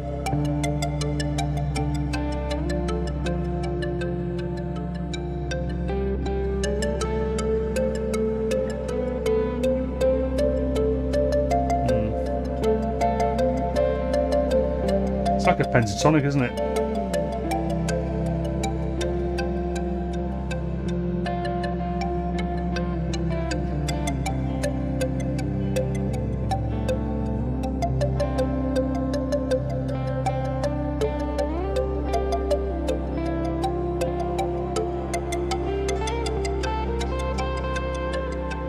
No.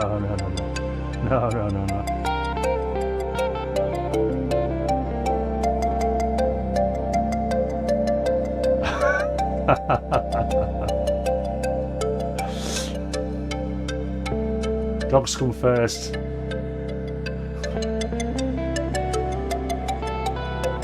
Yeah, so that note, which is in the key of C, so that's B, doesn't fit, does it?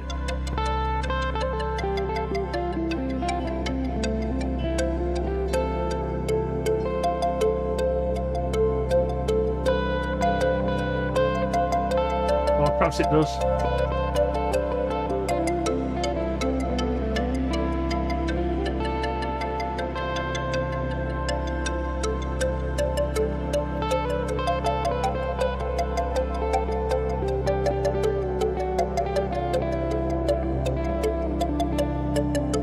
How long?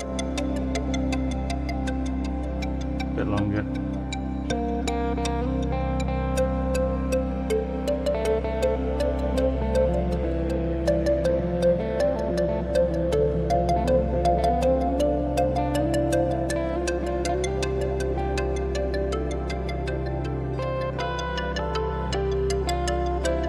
Yeah. Yeah, it's a strange sequence there, isn't it, I've chosen.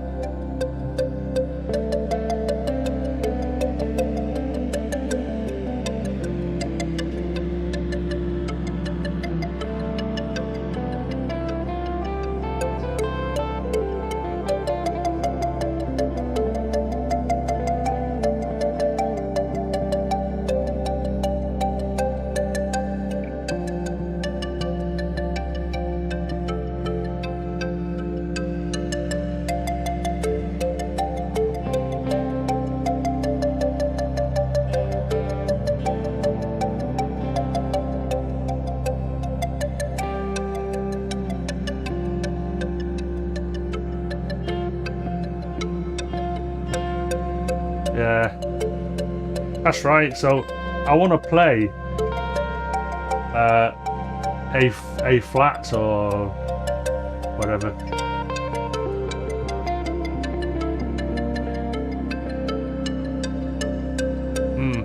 Interesting.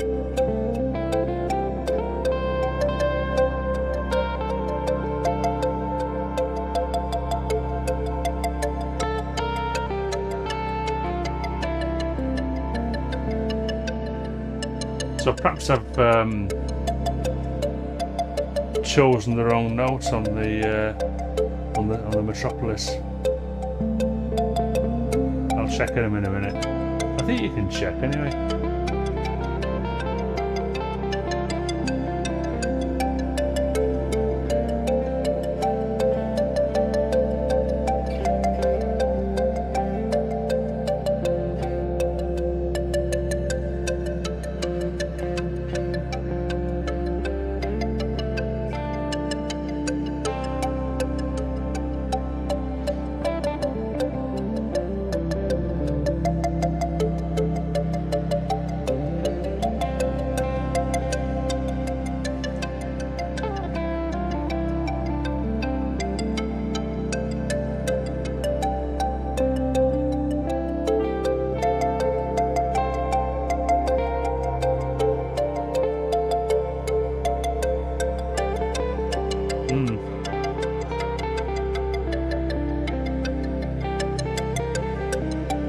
Yeah,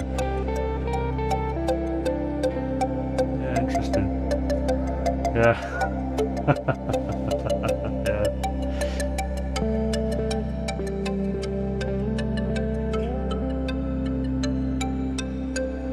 So I can stop that now, I reckon.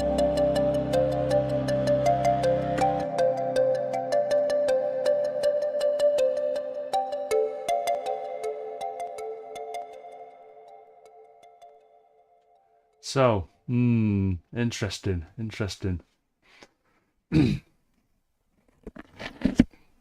Let's have a look.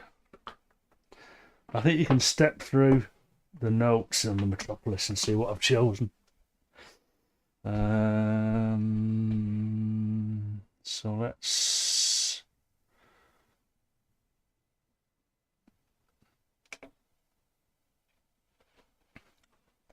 next. So that's C, C, C, D, D, definitely D, D, A. Oh, wait a minute. No, it can't be, so it's got to be A, yeah. A, F, and G. So, nothing untoward there, is there? Unless, I don't know, if I just not tune that,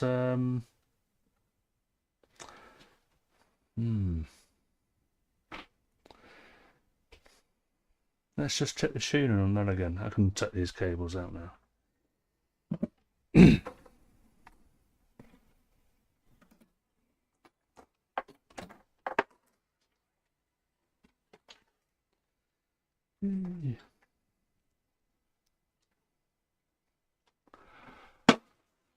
Throw over there for a minute. Let's just check that again. So I'll put it into number 1. Ports.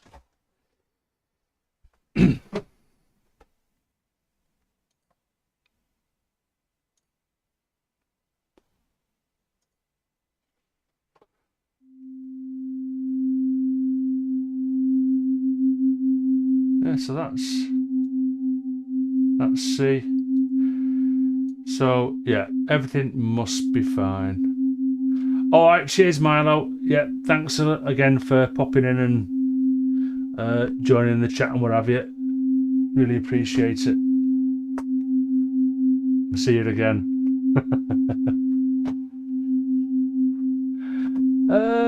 Yeah, so everything's fine.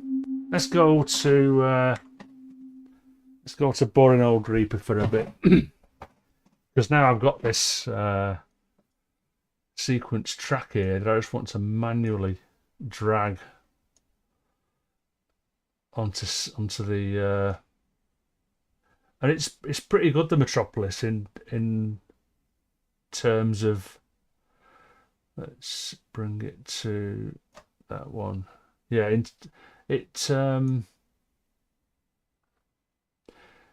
so my project's 80 beats per minute, and I set the Metropolis to 80 beats per minute, and as you'll see in a sec, or what I'm hoping you'll see, is that oops, I was just trying to fade that.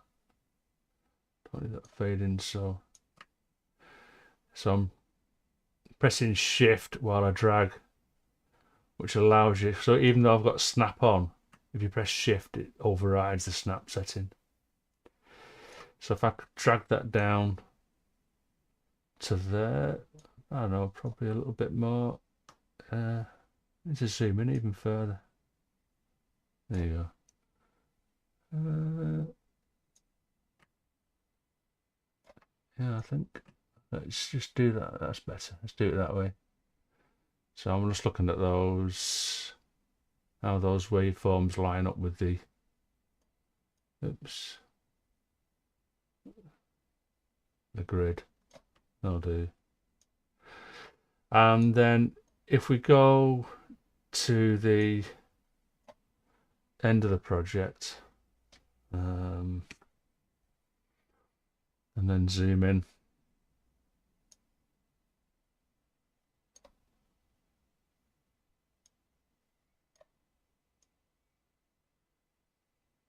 so it's drifted a little bit, but not a lot. And what I can do, if I can be bothered, I can just snip this up in places and then just drag the snips back onto grid. But at the moment, I don't even know how I'm going to be using this in the project. It's just a recording. Let's bring the other sequences back in. In fact, I want to solo the sequences.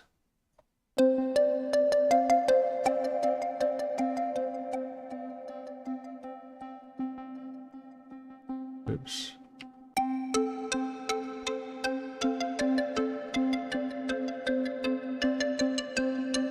It's got a sort of like a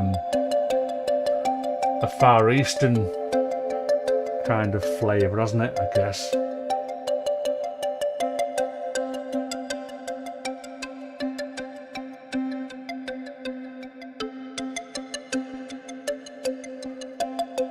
But I don't know why I'm compelled to play A sharp, sorry, not A flat, A sharp, or B flat on the guitar.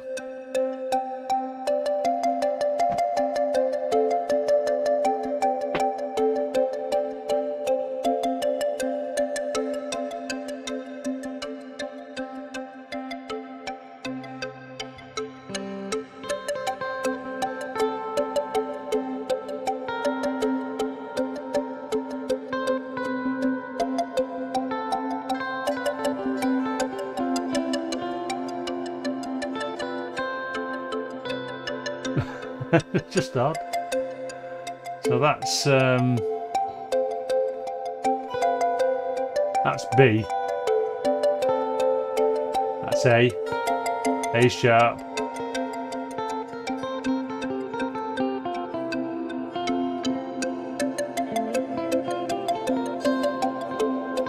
I don't know. That's a bit of a curveball for me because I don't understand that. I'm not great at music theory, but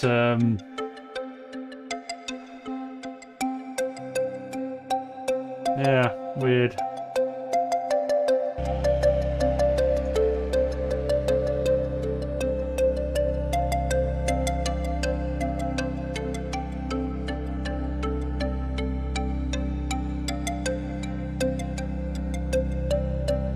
Answers on a postcard or in the chat. That sound okay? I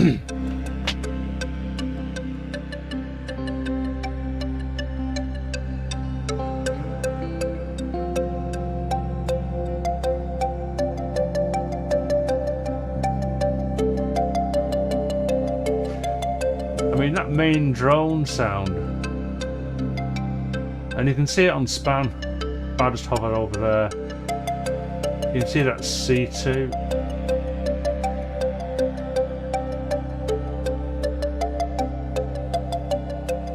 Too loud, Susie.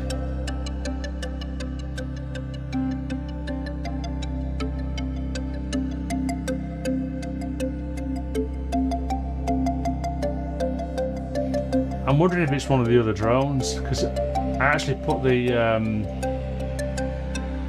note names on the clip. So they've got a sub drone of C2 and then a drone, well, I've called it, yeah, sub drone.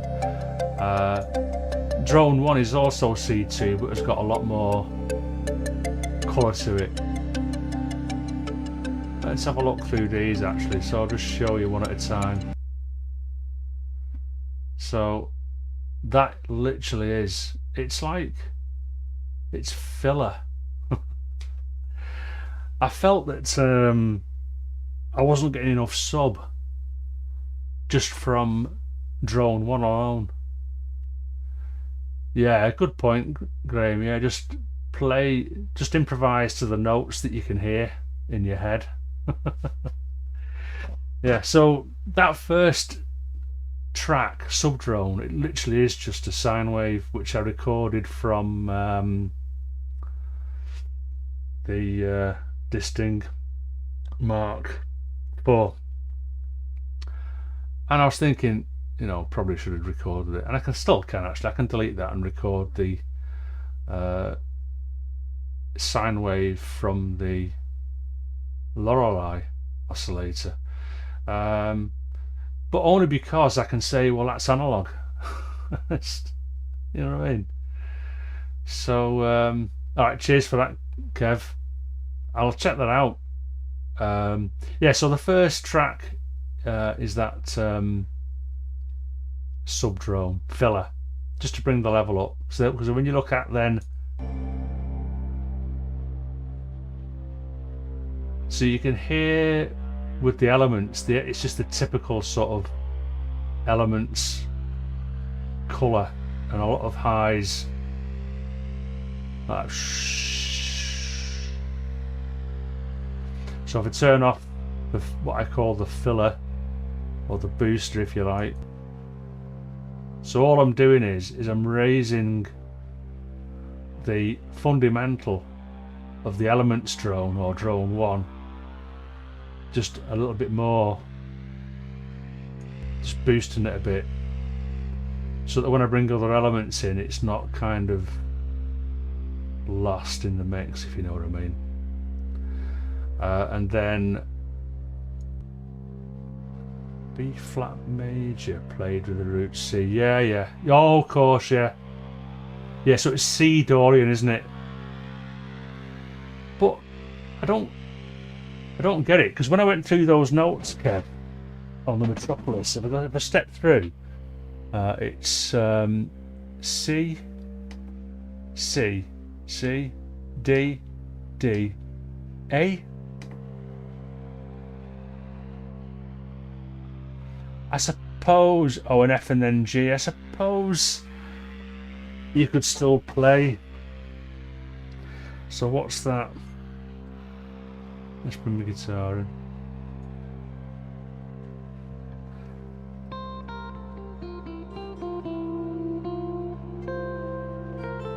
Yeah, because that's A, isn't it? Still, so yeah, so that, yeah, but what I can't understand is, because that's what I was doing, wasn't I? If I go through the individual elements, so drone 1 is C, which is the root. It's the note that sets the drone. Then drone 2 is, well, I've noted it as being C3, and if you look at span, it hovers around about, so C3, so it's just an octave up, which is kind of normal. And then this drone 3 is E3, so there you go, E3 on span, thereabouts. Which, you know, if I look at the keyboard, pull my keyboard out. So, I mean, yeah. So yeah, E is your third. So, and in fact, that's the thing with if you play a root and a fifth, you don't know whether it's a major or a minor if you play a root and a fifth. So it's the third that actually gives the chord its flavour, if you like. So because drone 3 is an E, that is clearly a major third. And in fact, yeah, my goodness, I'm talking music theory, God forbid. So it's a major third. Let's go to the next one. And this is, it's actually only, so G3, so well, that's it. So there you've got a C3, an E3 and a G3, so that is it. That is C major. End of. Right. Then drone 5, perhaps this is what throws a spanner in the works. So it's a D4, but so a D4 is that's a ninth, isn't it? So if you consider that we've gone C3, E3, G3, which is a major, C major, D is now a ninth, so it becomes a ninth chord, adding in the D4.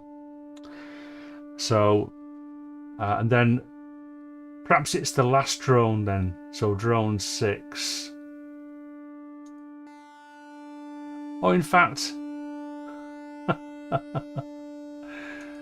that's the same.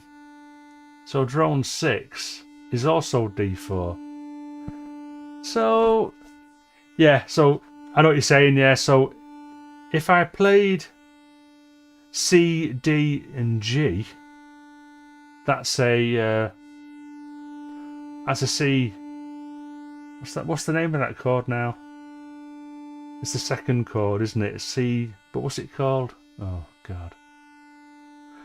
I know that a C, so that is it a diminished?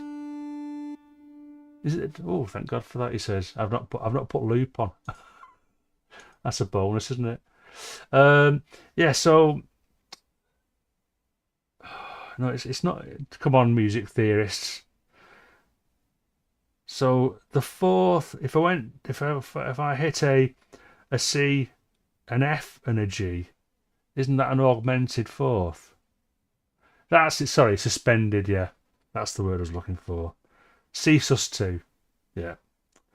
But because it's an octave up from, so what a C sus2 would be, say, C3, D3, G3. Yeah. If you go C3, E3, G3, and then do a D4, that's a ninth, isn't it? So it's definitely a ninth. So I don't know where that Mixolydian comes from. Why am I flattening my B? And don't get me, I mean, I like flattening B. I like flattening my B. Possibly, yeah, D Dorian. So I don't know. I don't know my modes off by heart. So what I couldn't do. I mean, I know that from like C, your next mode is D to D, and then the next mode for that is E to E, and so on just the white notes. When you start calling it, say D Dorian, I wouldn't know what the notes are for D Dorian. Or else, tell you what, let's go music stuff. Got modes here somewhere.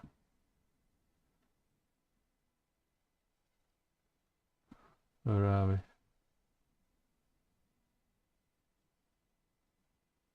No, I haven't got modes. I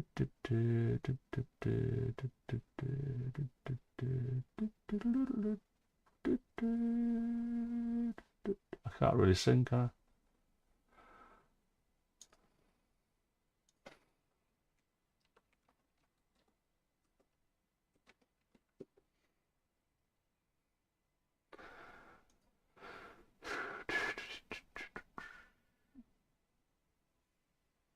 All right.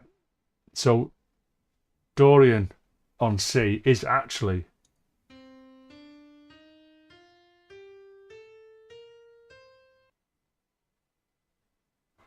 so Mixolydian.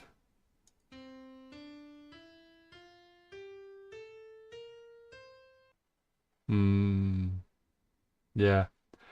But sod that. As Graham said earlier, just play what sounds okay.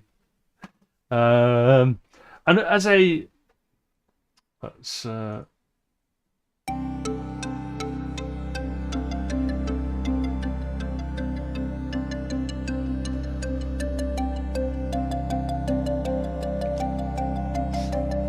Plus, I mean, the thing here is, I've recorded that sequence now, sequence 3. It's not going to be playing all the way through. Although I've recorded 10 minutes, I will use volume automation to bring stuff in and out. So initially it'll go back to the basic simple C ping.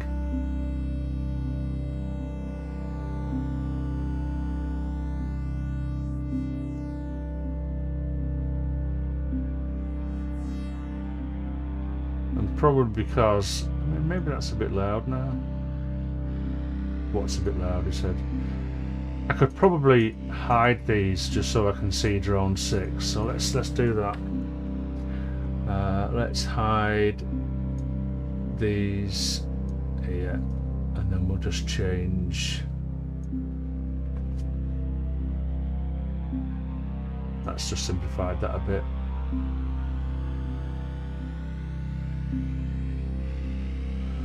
So the minor 4 chord. Hiya, Dave. Hey, you're not late. A wizard is never late. He only arrives when he intends to. What was that Gandalf said to Frodo when he was a bit late? I am never late.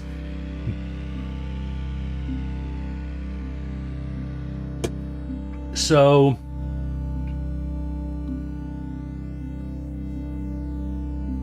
a V chord. Right, okay. So that's the 5th, yeah.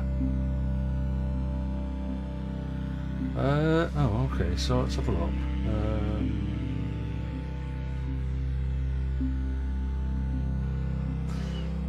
So that would be G. That would be G minor then, wouldn't it? G minor. So that would be G, B flat, D. But I haven't got. So in all the notes that I've got, in the sequences that are being played, and that's right, yeah. Yeah. So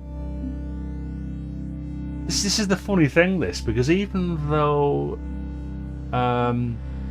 we've been through all the notes of all the drones, of all the sequences, there is not one other A flat note or any sort of note to. If it was a minor, there's no minorness there. It's all major. The fact that you've got C, E, and G as part of the drone, it's a major. So, except if it was Mixolydian mode, then yeah. Try it again. I don't know why. I'm just too old for this. Is it that? No matter which way I rotate this, it always ends up. I'm rotating it the wrong way. Yeah. So I rotate it back and it's still wrong. Stupid strap.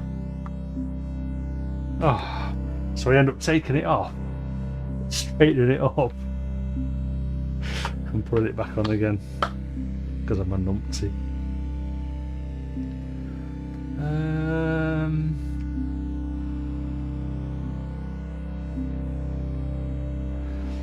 Now then, Will, you're asking me to play G minor. Well, goodness me, that's a challenge in itself. But do you know what? I did think before, when I hit a G key there, so that's G, and I thought, well, that fits. It's like a root. Rotate, Andy, rotate. Well, and tritone, my goodness, you're throwing all these things at me, dudes.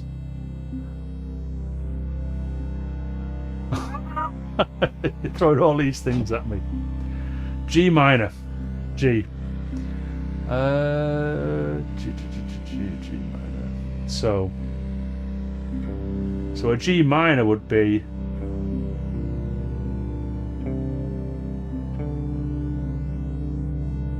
what is G minor? Well, I said it before. So G minor would be G. So G, A sharp or B flat, C,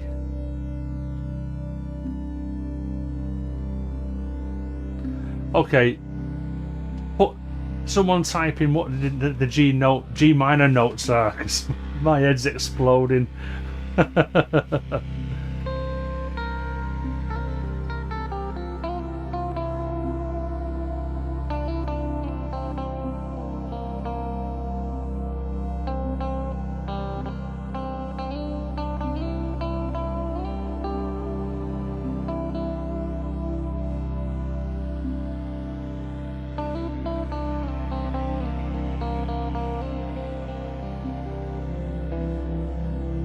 But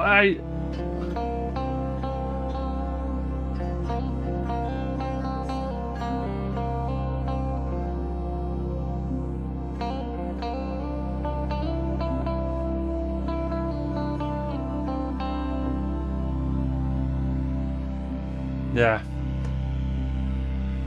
I just like that. I just like that flattened B. I just like it in this context now.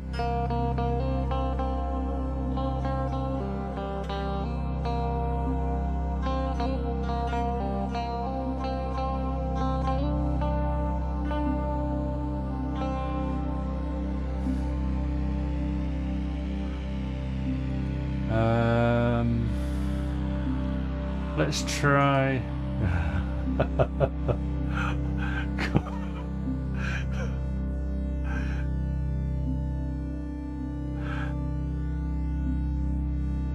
B flat major. What the f...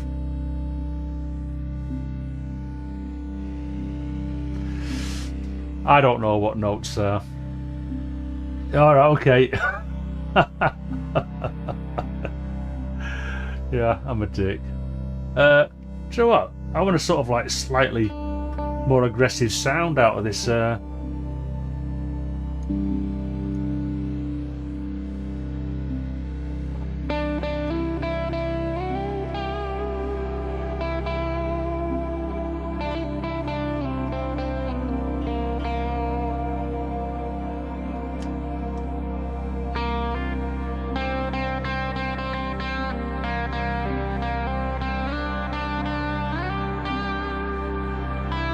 Too aggressive.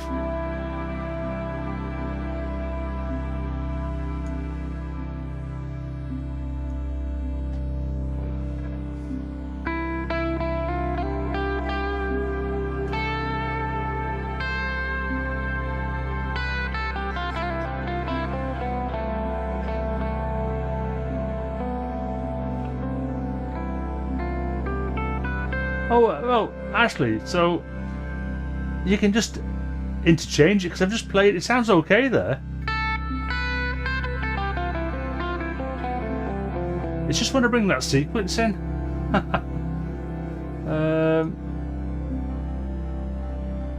That last sequence. I wish I could play Freebird, Kev. Honestly, I've been playing guitar since I was about 19, and I can't play a single cover of anything. I mean, especially now that this isn't even standard tuning. This is open C tuning. So anything that I learned, like whenever. So listen, Kev, where can we hear this guitar stuff of yours? Are you gonna do a live stream one day so we can hear you play? I tell you, is Chris still here? Is Chris Nilsson still here? Now that guy can shred. Because every now and then he puts some good shredding stuff on his own YouTube channel. Yeah, he's a good shredder. I can't shred, and I honestly I can't play. I mean, I could probably. Oh, do you know what? I can't even think. I used to love Freebird. I can't even think how it goes now. Anyway. All right. Yeah. Cheers, Will. Got that. Yeah.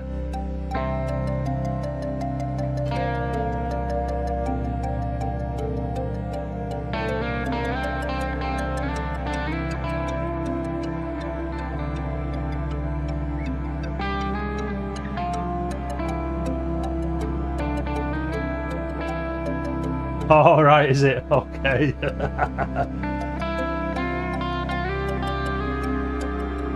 I mean, that's an interesting one, isn't it? There, so instead of going a full tone, which would be normal for that scale, the C major or whatever, if you just go up half a tone, it's like a passing note.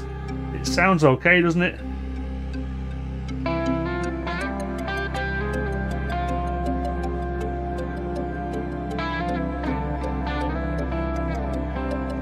Probably not with the sequences.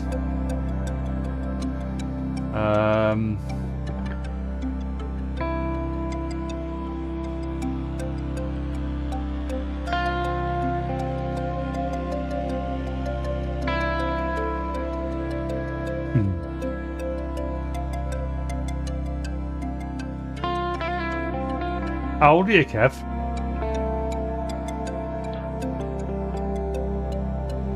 If you don't mind me asking.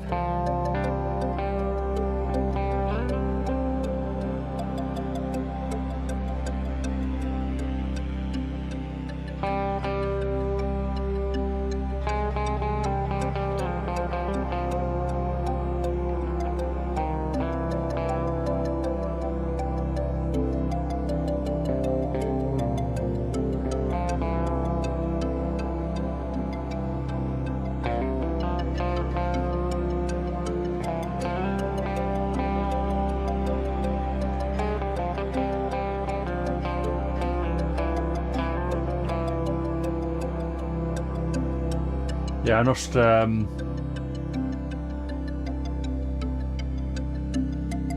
fifth. Right, okay, yeah, so that was the that's that one, isn't it?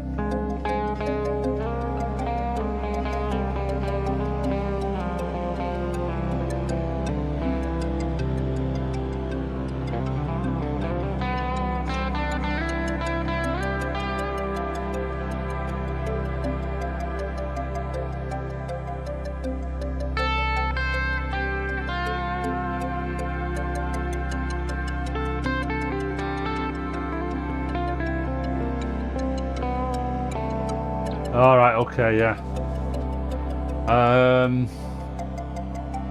Yeah, I didn't start till I was 19, like I said. But you know, I'm very sort of like I pick it up, put it down, pick it up, put it down. I mean, with all this stuff as well, and the stuff that I've got in, you know, in the box and all the rest of it. I spread myself too thin. It's a poor excuse, really. It's a poor excuse. But I mean, when I say that I pick it up and put it down, I can put my guitar down for months, not play it for months, literally. And then I'll pick it up and I'll go, oh, I'm a bit better than I thought. So sometimes I'll start playing some stuff and I'm thinking, oh, it's not bad, and I progress a little bit more. But I think I hit the plateau a long time ago. I don't think I'm going to get any better now, really, to be honest. So I have to do a lot of fixing. So I'll record like a lead or something or whatever, melody, and then I'll spend time faffing around with it.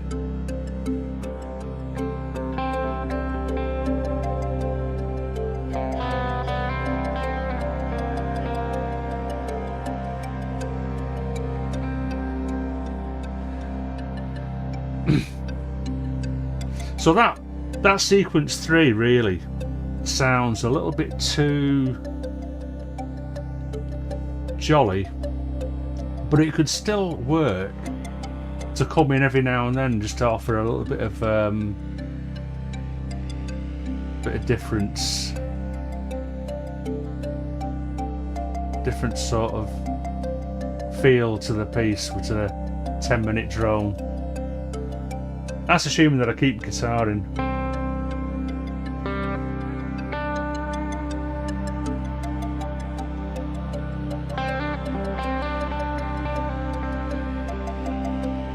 Yeah, I get the old arthritis as well, yeah.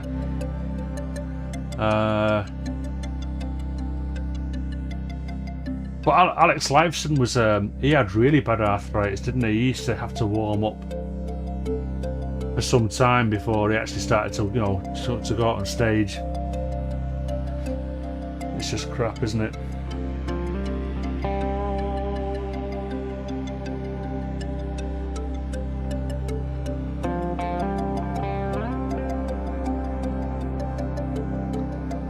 So maybe when the sequence is playing, I just don't play anything complicated on the guitar.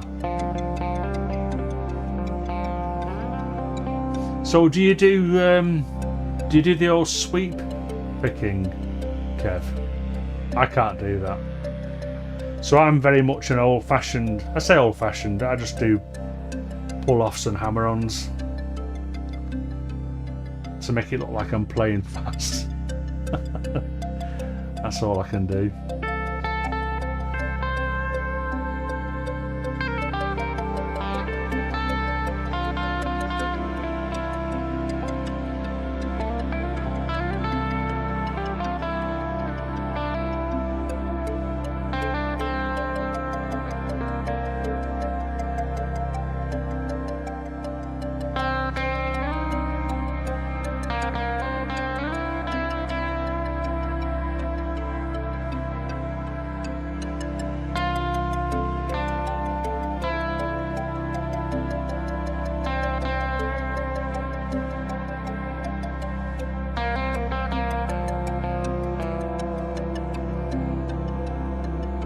Yeah, seen her a couple of times, Rush.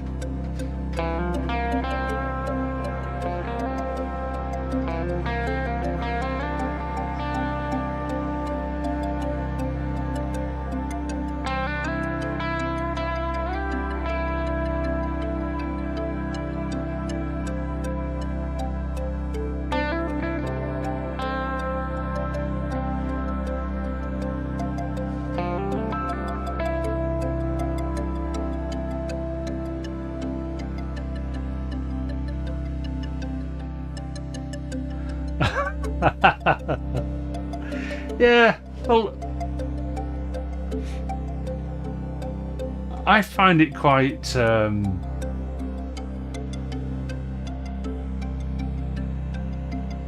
tiring sometimes to listen to a shredder doing his business. And I'm thinking sometimes it's like, no, just play less notes. So I can follow along, and just you know, every now and then just do a little bit of sweep picking or whatever, but just don't do it all the time. But again, that's me just making excuses for myself because I can't shred, or I can't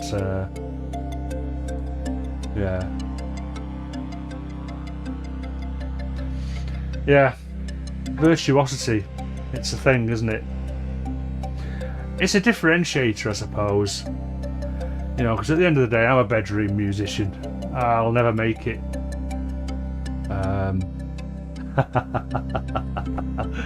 yeah, shred a bag of crisps, yeah, dinner.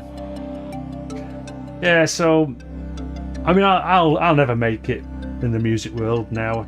It's just too old, and but it's a differentiator, isn't it? I mean, it stops me as someone who's not that great from competing with your proper musicians. You know what I mean? They can always turn around and say, yeah, but I can do that, you can't, so you're shit. Yeah, alright, whatever. Elitism in a way, isn't it?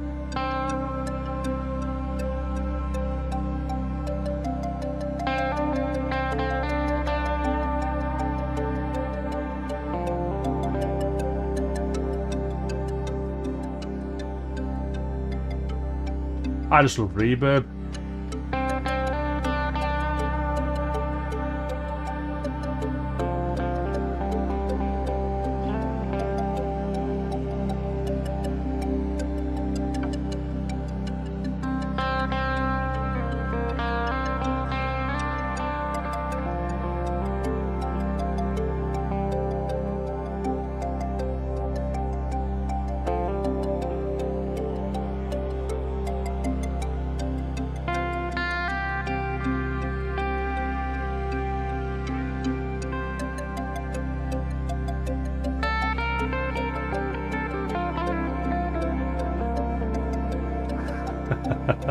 Hey up.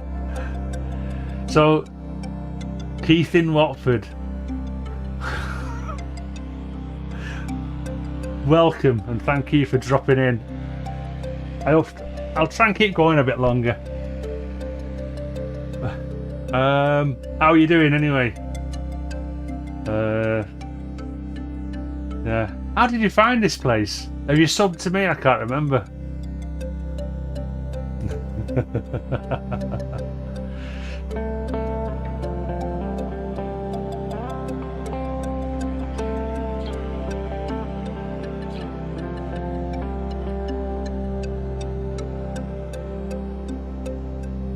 Yeah, it's a good point, David. Yeah, so listen, about this YouTube subscription thing.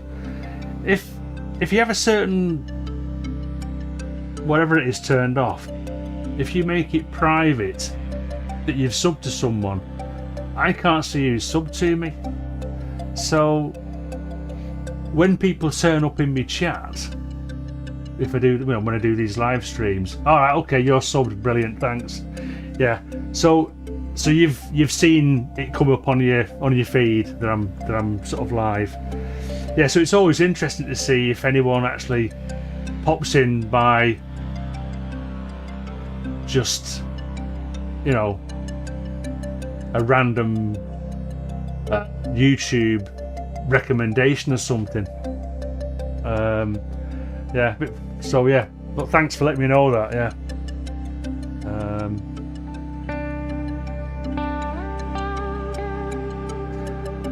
I mean, I've been going since about 9:30, so we've covered some ground, Keith. And I don't know, I mean, if you've subbed to me, you probably know what I do. All this like boring drone stuff and rosette animations and what have you. And I created this back in April originally, so I've only added another drone and I've added some sequences this morning, and then every now and then I make some noise with my guitar. So yeah, that's all we've been doing this morning. Yeah.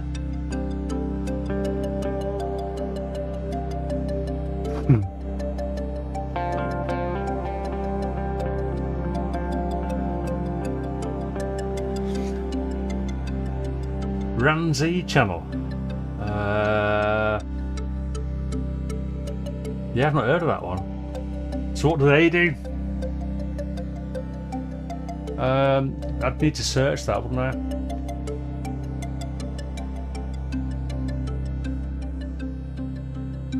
Okie dokie. Yeah, I mean, about these streams, it can be so. If you do streams at night time, you're clashing with that many people, whether it's Status Your or Martin Sturzer, or God knows how many others, and then you've got your Sonic State crowd that like to chat on a couple of different streams of a night time or what have you. So it's this like mid to late morning slot is kind of nobody else is streaming at this time, so yeah. But I don't know. I mean, yeah, no, I'm not going to try competing with those guys.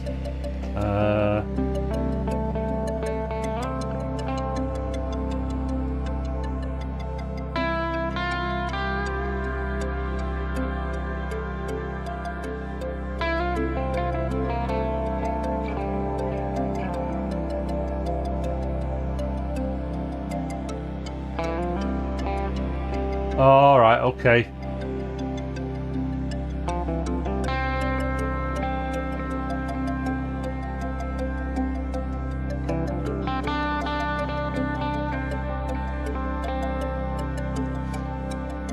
So, yeah, I'll have to drop in and just see who's there then in the chat on that Ramsey thing. But you know what I mean by the Sonic State crowd. So you've got like Nick, obviously, and Gaz and a few of his mates, and then in the chat you'll see oh my goodness, Wagyu, half God, half beast or whatever, and then Azio Head, and I can't remember. There's like, but I look at the chat and it's flying by and they're all sort of like chatting away, and I just can't get a word in edgeways, so I've kind of not really made it into that crowd. So it'd be interesting to see who turns up for the for Ramsey. I'll have a search of it on the internet. That's assuming I haven't been roped. I mean, actually, that's the thing. I've got so many things to do after this stream, and I think my lad's coming around in the afternoon as well. So I might not be able to make it for that one, but I'll try and check in on my phone. Yeah. Yeah, I mean, it'd be nice. It would be nice to have even more support, but I'm kind of happy with my little crowd here, to be honest. It'd be nice to have more, but I can manage you lot.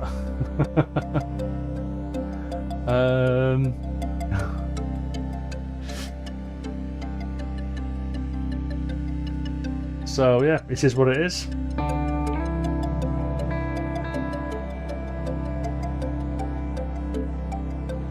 Wagyu, yeah.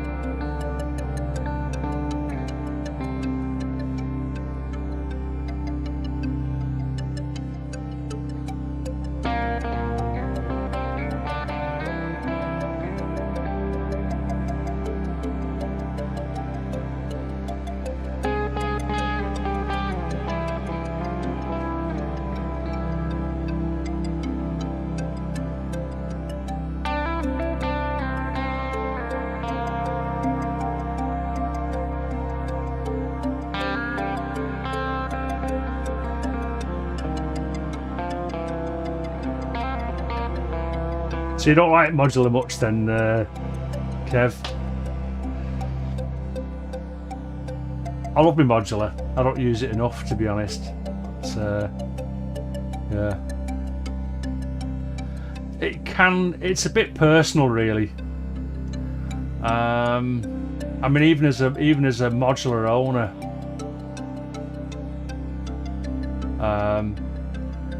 listening to other people talk about it can, even for me, gets a bit, because there's that many different modules and the way people use them.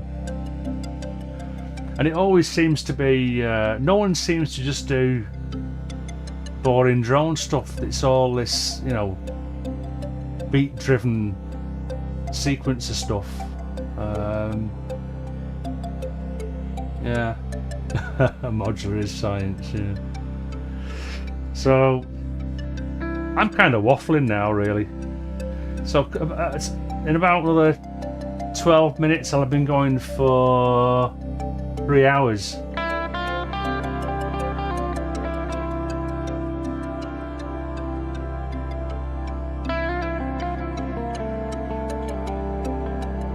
Yeah. Eurorack.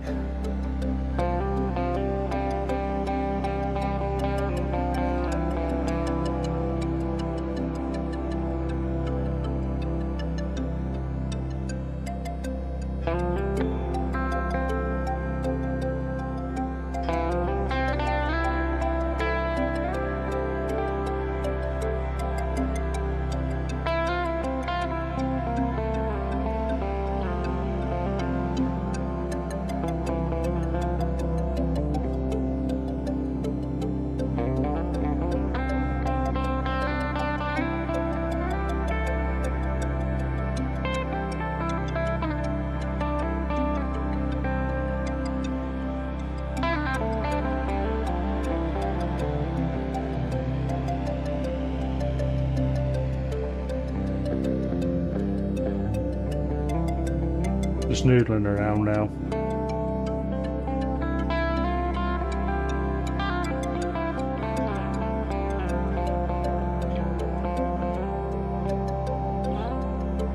Not even in time.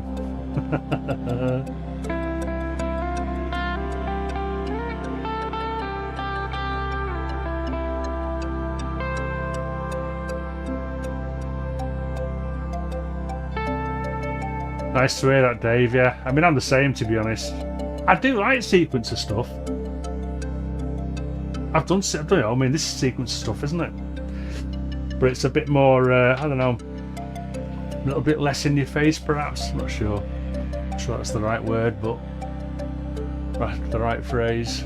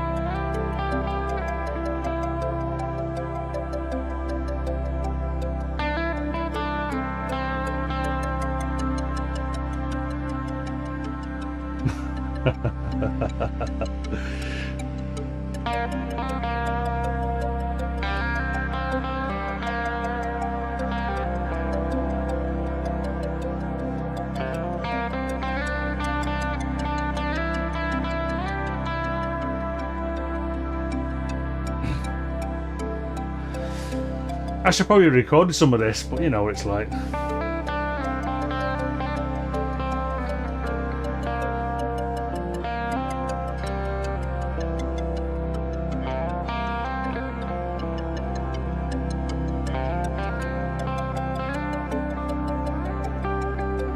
I should record these just if it's an idea.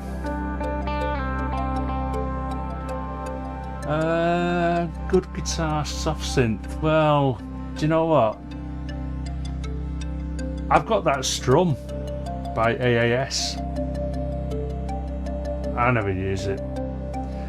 I think some of the like the Contact ones, so it's like a sample library that have a good load of articulations, are the better ones, but they're almost as hard to play as a guitar. And to get it to sound right, you know, they take a lot of effort programming wise.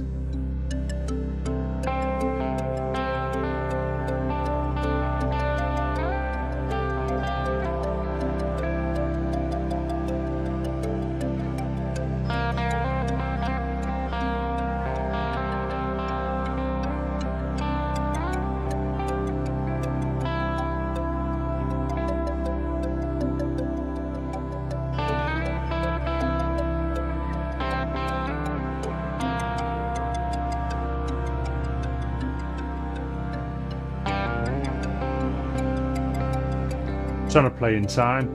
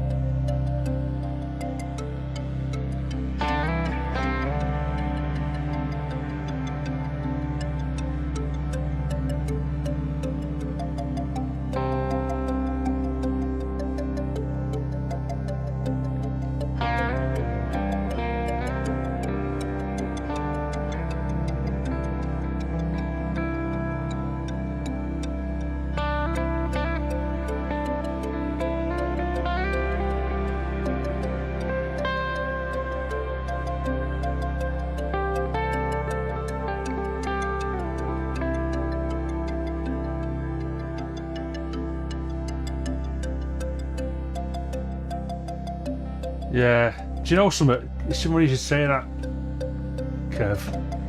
I mean, every now and then I'd go to the guitar store or wherever, either Dawson's or some place in Manchester, Sound Control I think they were called, and I'd go and have a look at the what's happening with the guitar, MIDI guitar thing, and for me, it just never got there, and eventually I gave up. I just thought, oh, it'd be nice to have, you know, play synth with my guitar. I just never enjoyed it. I think you've got to, again, it's like it's another skill set completely. Where I think some people can pull it off, and they'll get it sounding good. I never could. I just could not get my head around MIDI guitar. I got a software one a couple of years ago, well before COVID. In fact, it was when I was still using Sonar, I think. There's that. What's it called now? There's a plugin, and it's good. It's good, and it'll also do. It'll recognise polyphonic notes. So it recognised more than one note, but it was just too on and off. It was just too fickle for me. So yeah, I gave up on MIDI guitars, like you say, Kevin. Yeah, that's the one, Graham. Yeah,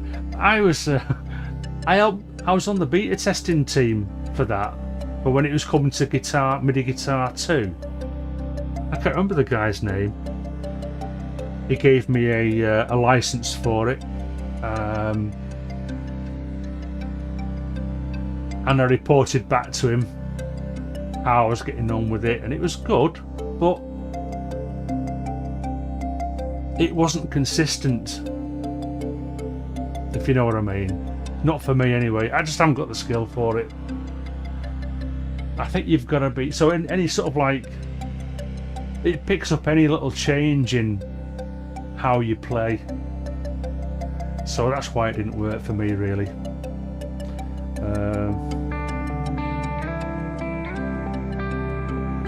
So now if I want to pick up the guitar, I just play guitar.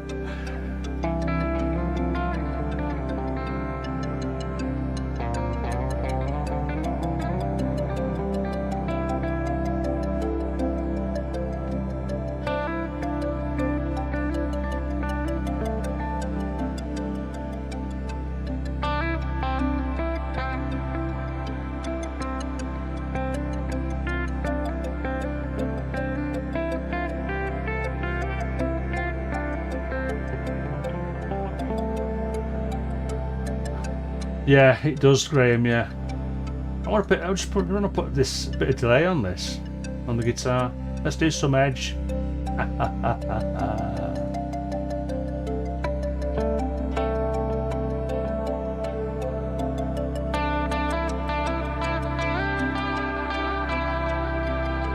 Too much, too much. Let's turn it down a bit.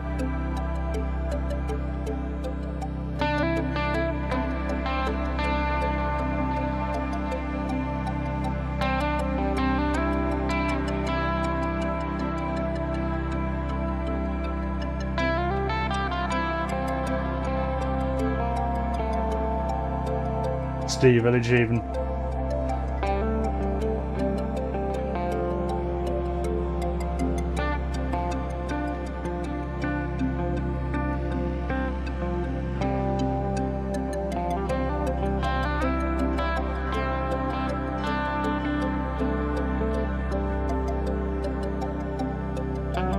Oh.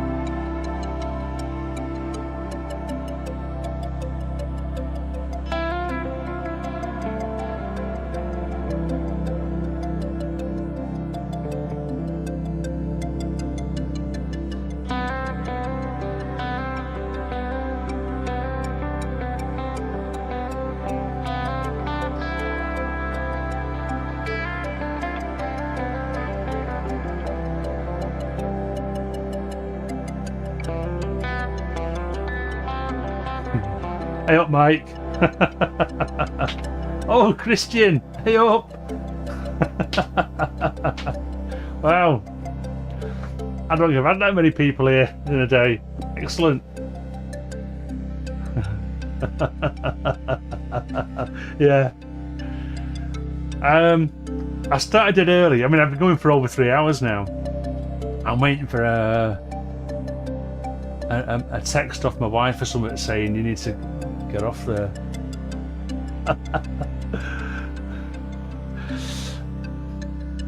So yeah, I'm kind of pushing my luck a bit now.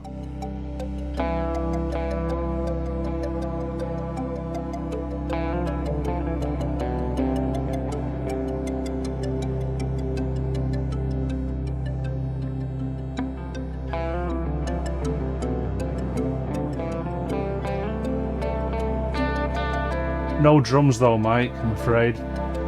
No percussion in this one.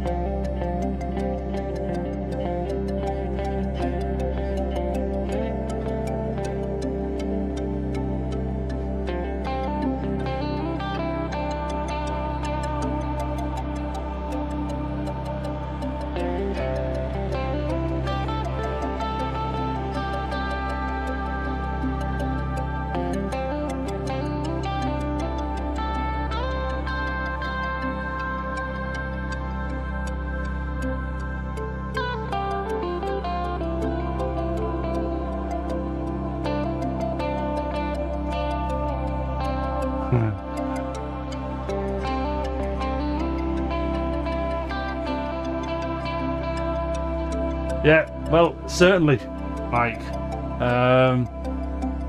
and I have offered. We need to do something, don't we?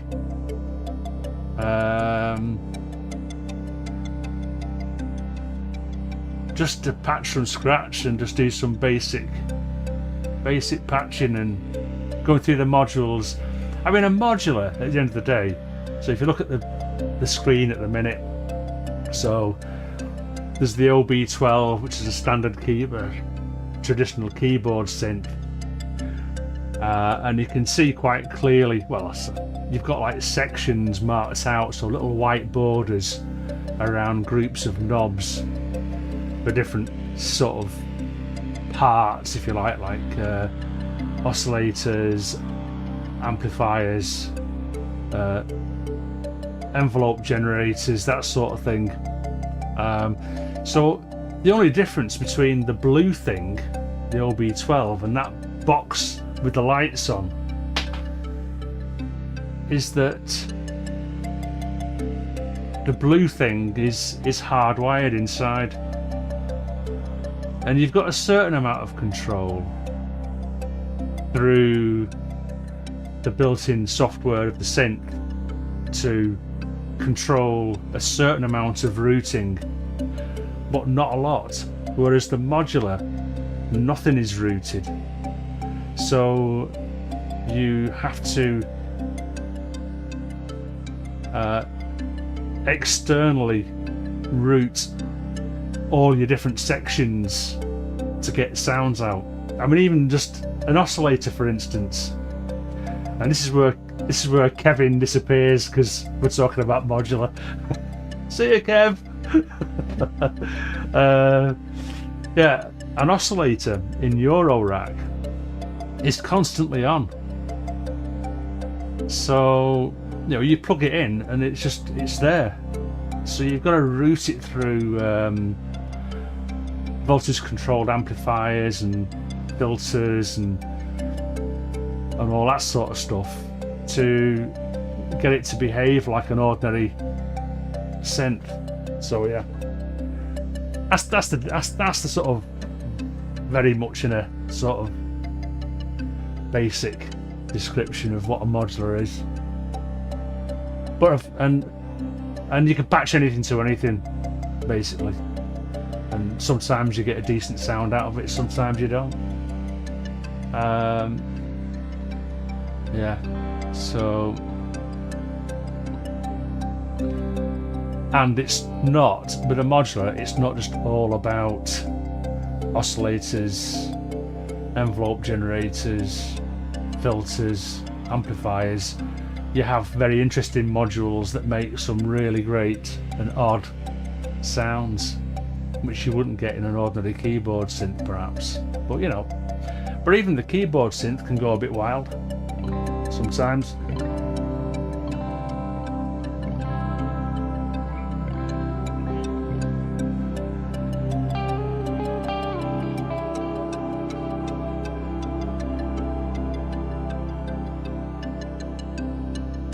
Yep.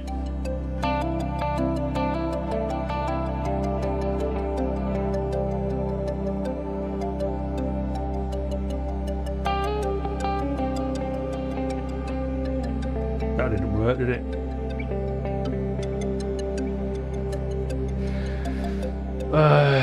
Definitely budget.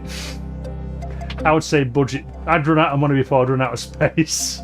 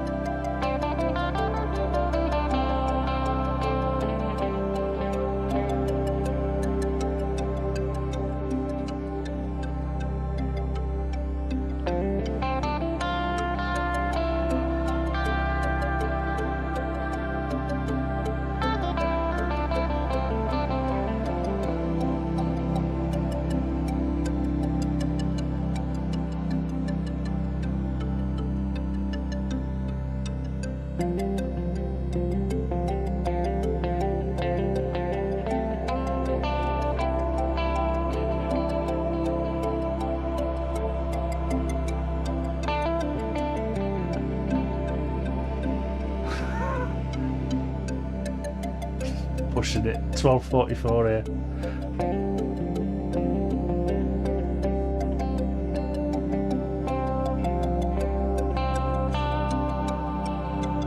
That's the point. I've got to charge my phone. Okay. Yeah, that's an amazing setup that Martin Gore's got, yeah.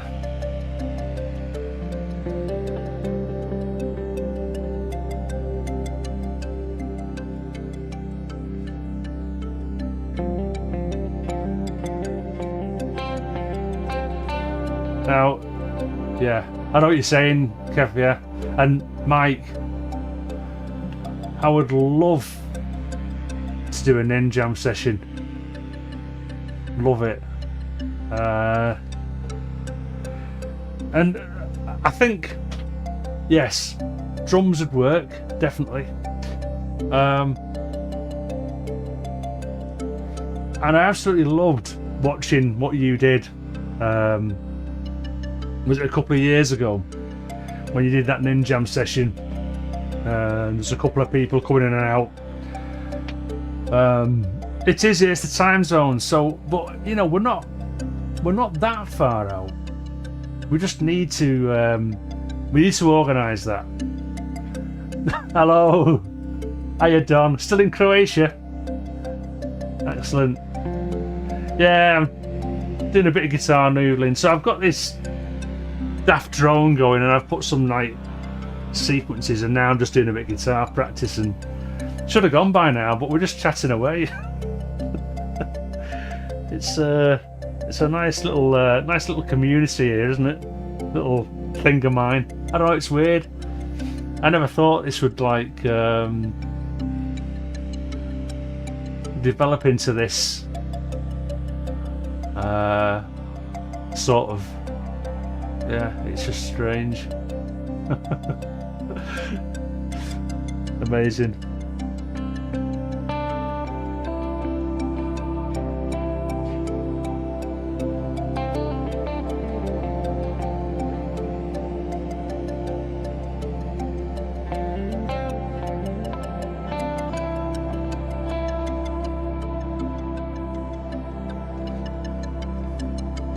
I mean, if you don't know who Remote Vision is, you've got to look them up on Bandcamp. If you're into like this sort of stuff, ambient stuff, dark ambient, you've got to check out Don's page at Bandcamp and on Synthera and Exosphere, of course, Exosphere mainly, and of course their new Aura subscription only model thingy. That's pretty good. Yeah, I'm a big fan of Don's, so that's why I'm a little bit probably sounding overly pleased that Don's turned into chat. Yeah, amazing. So how's Croatia going?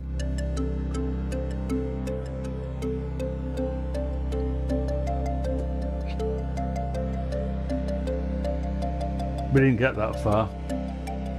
We got to Prague in the Czech Republic in our motorhome back in 2018, but then came back to Vienna, Austria via Vienna.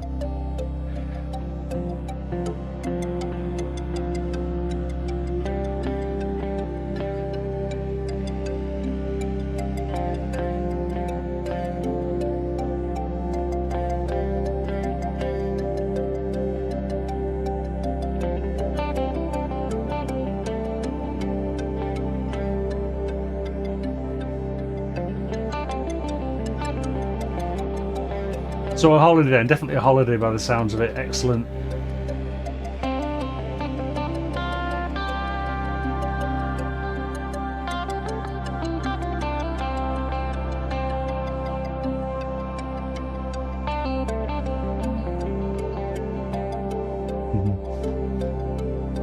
Oh my goodness, yeah, of course.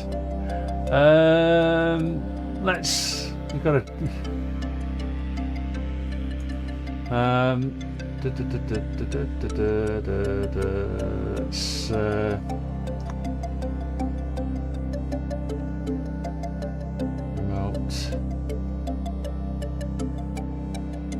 So let's go back to the. Oh, it's gone to Exosphere. All right, hold on. Well, that's okay. That's okay. So, so you'll find a load of Don's stuff there, but then also, let me find. There you go. I'm sure that's that one there. So Don is his own page. So not everything has gone over to Exosphere yet. So let me go to that one there. So that's Don's own page 2. Yeah. Anyway, enjoy.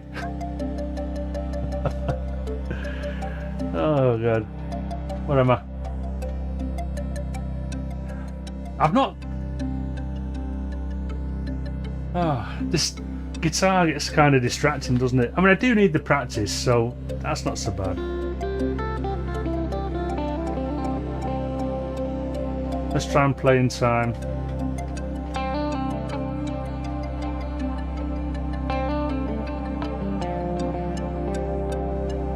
I tell you what, I'll just show. Yeah, no problem, Don. No problem at all, honest. Let's go back to Reaper a sec, because yeah,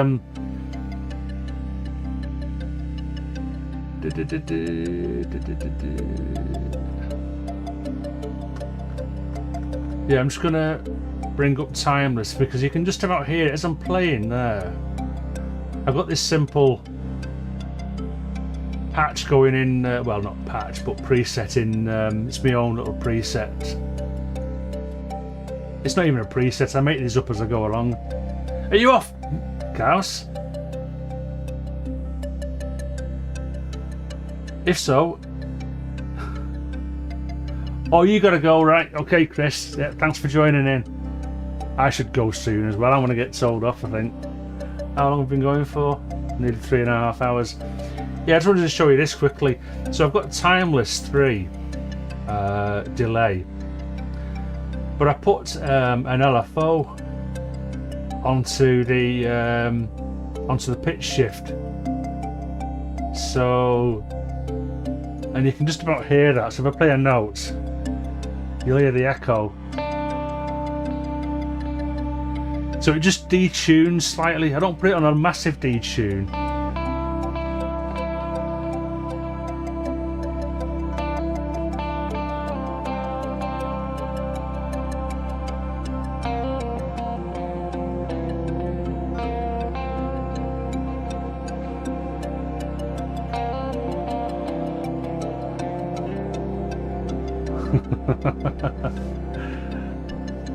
It was the other Klaus M.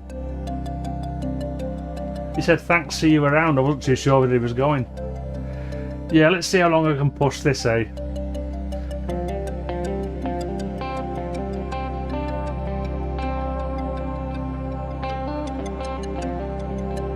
Of course, I'm not getting a track finished, am I? I'm just faffing around.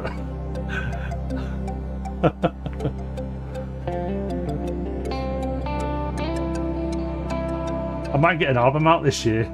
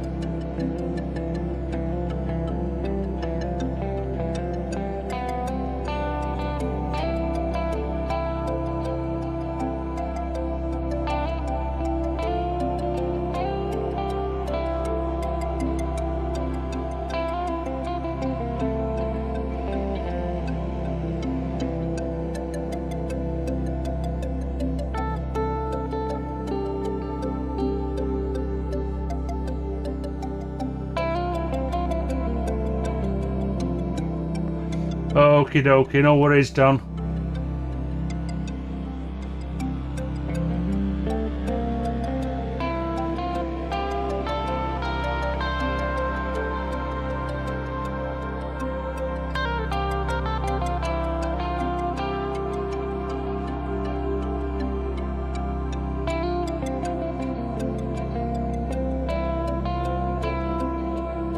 That guitar's too loud, isn't it, really?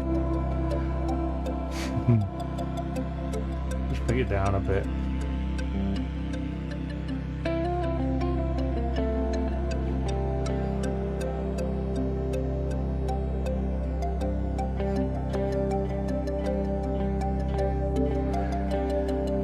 Yeah, I think if we go back to Reaper a sec, I don't have Replica XT as such, but Guitar Rig. Oh no, it's no different. It just sounds the same. Reflector, yeah. Okay. So I've not tried Replica.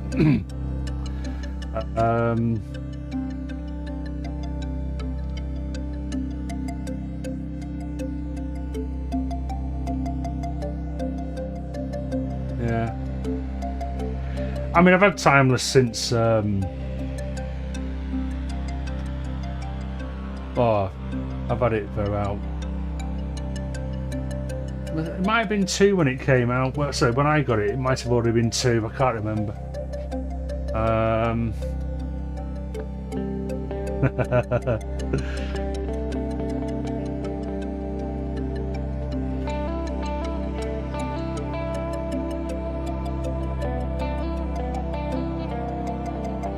That's not working.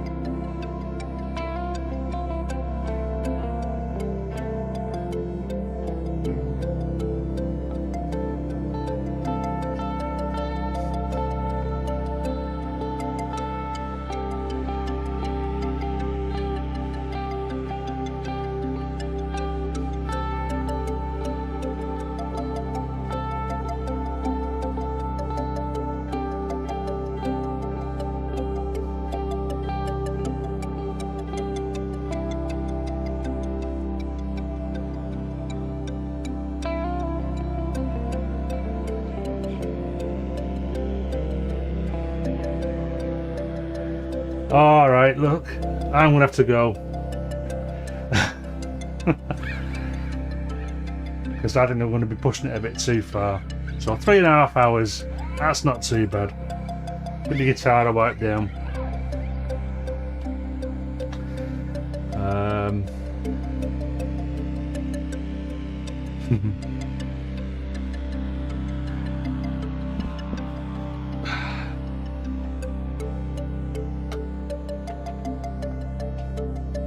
Let's fade this stuff out.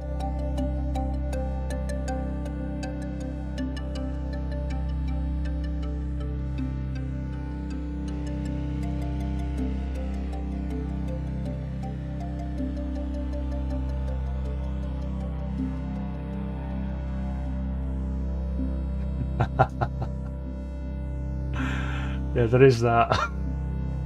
You can't go. So if I select all of those now in Reaper, I should be able to fade these out nicely.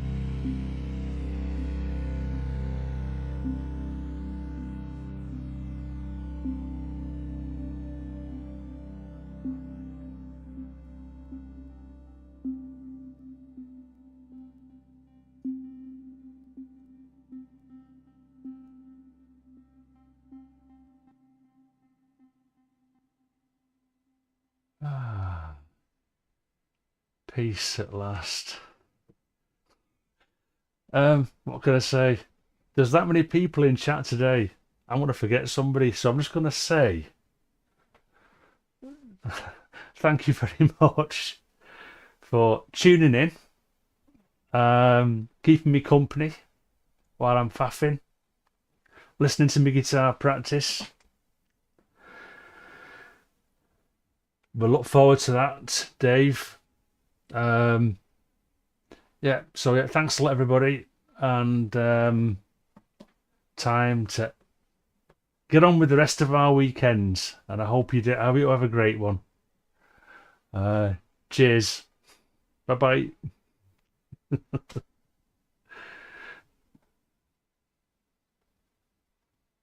Excellent. Thank you. Thank you for all the likes and the watching and everything. Been a good one, this.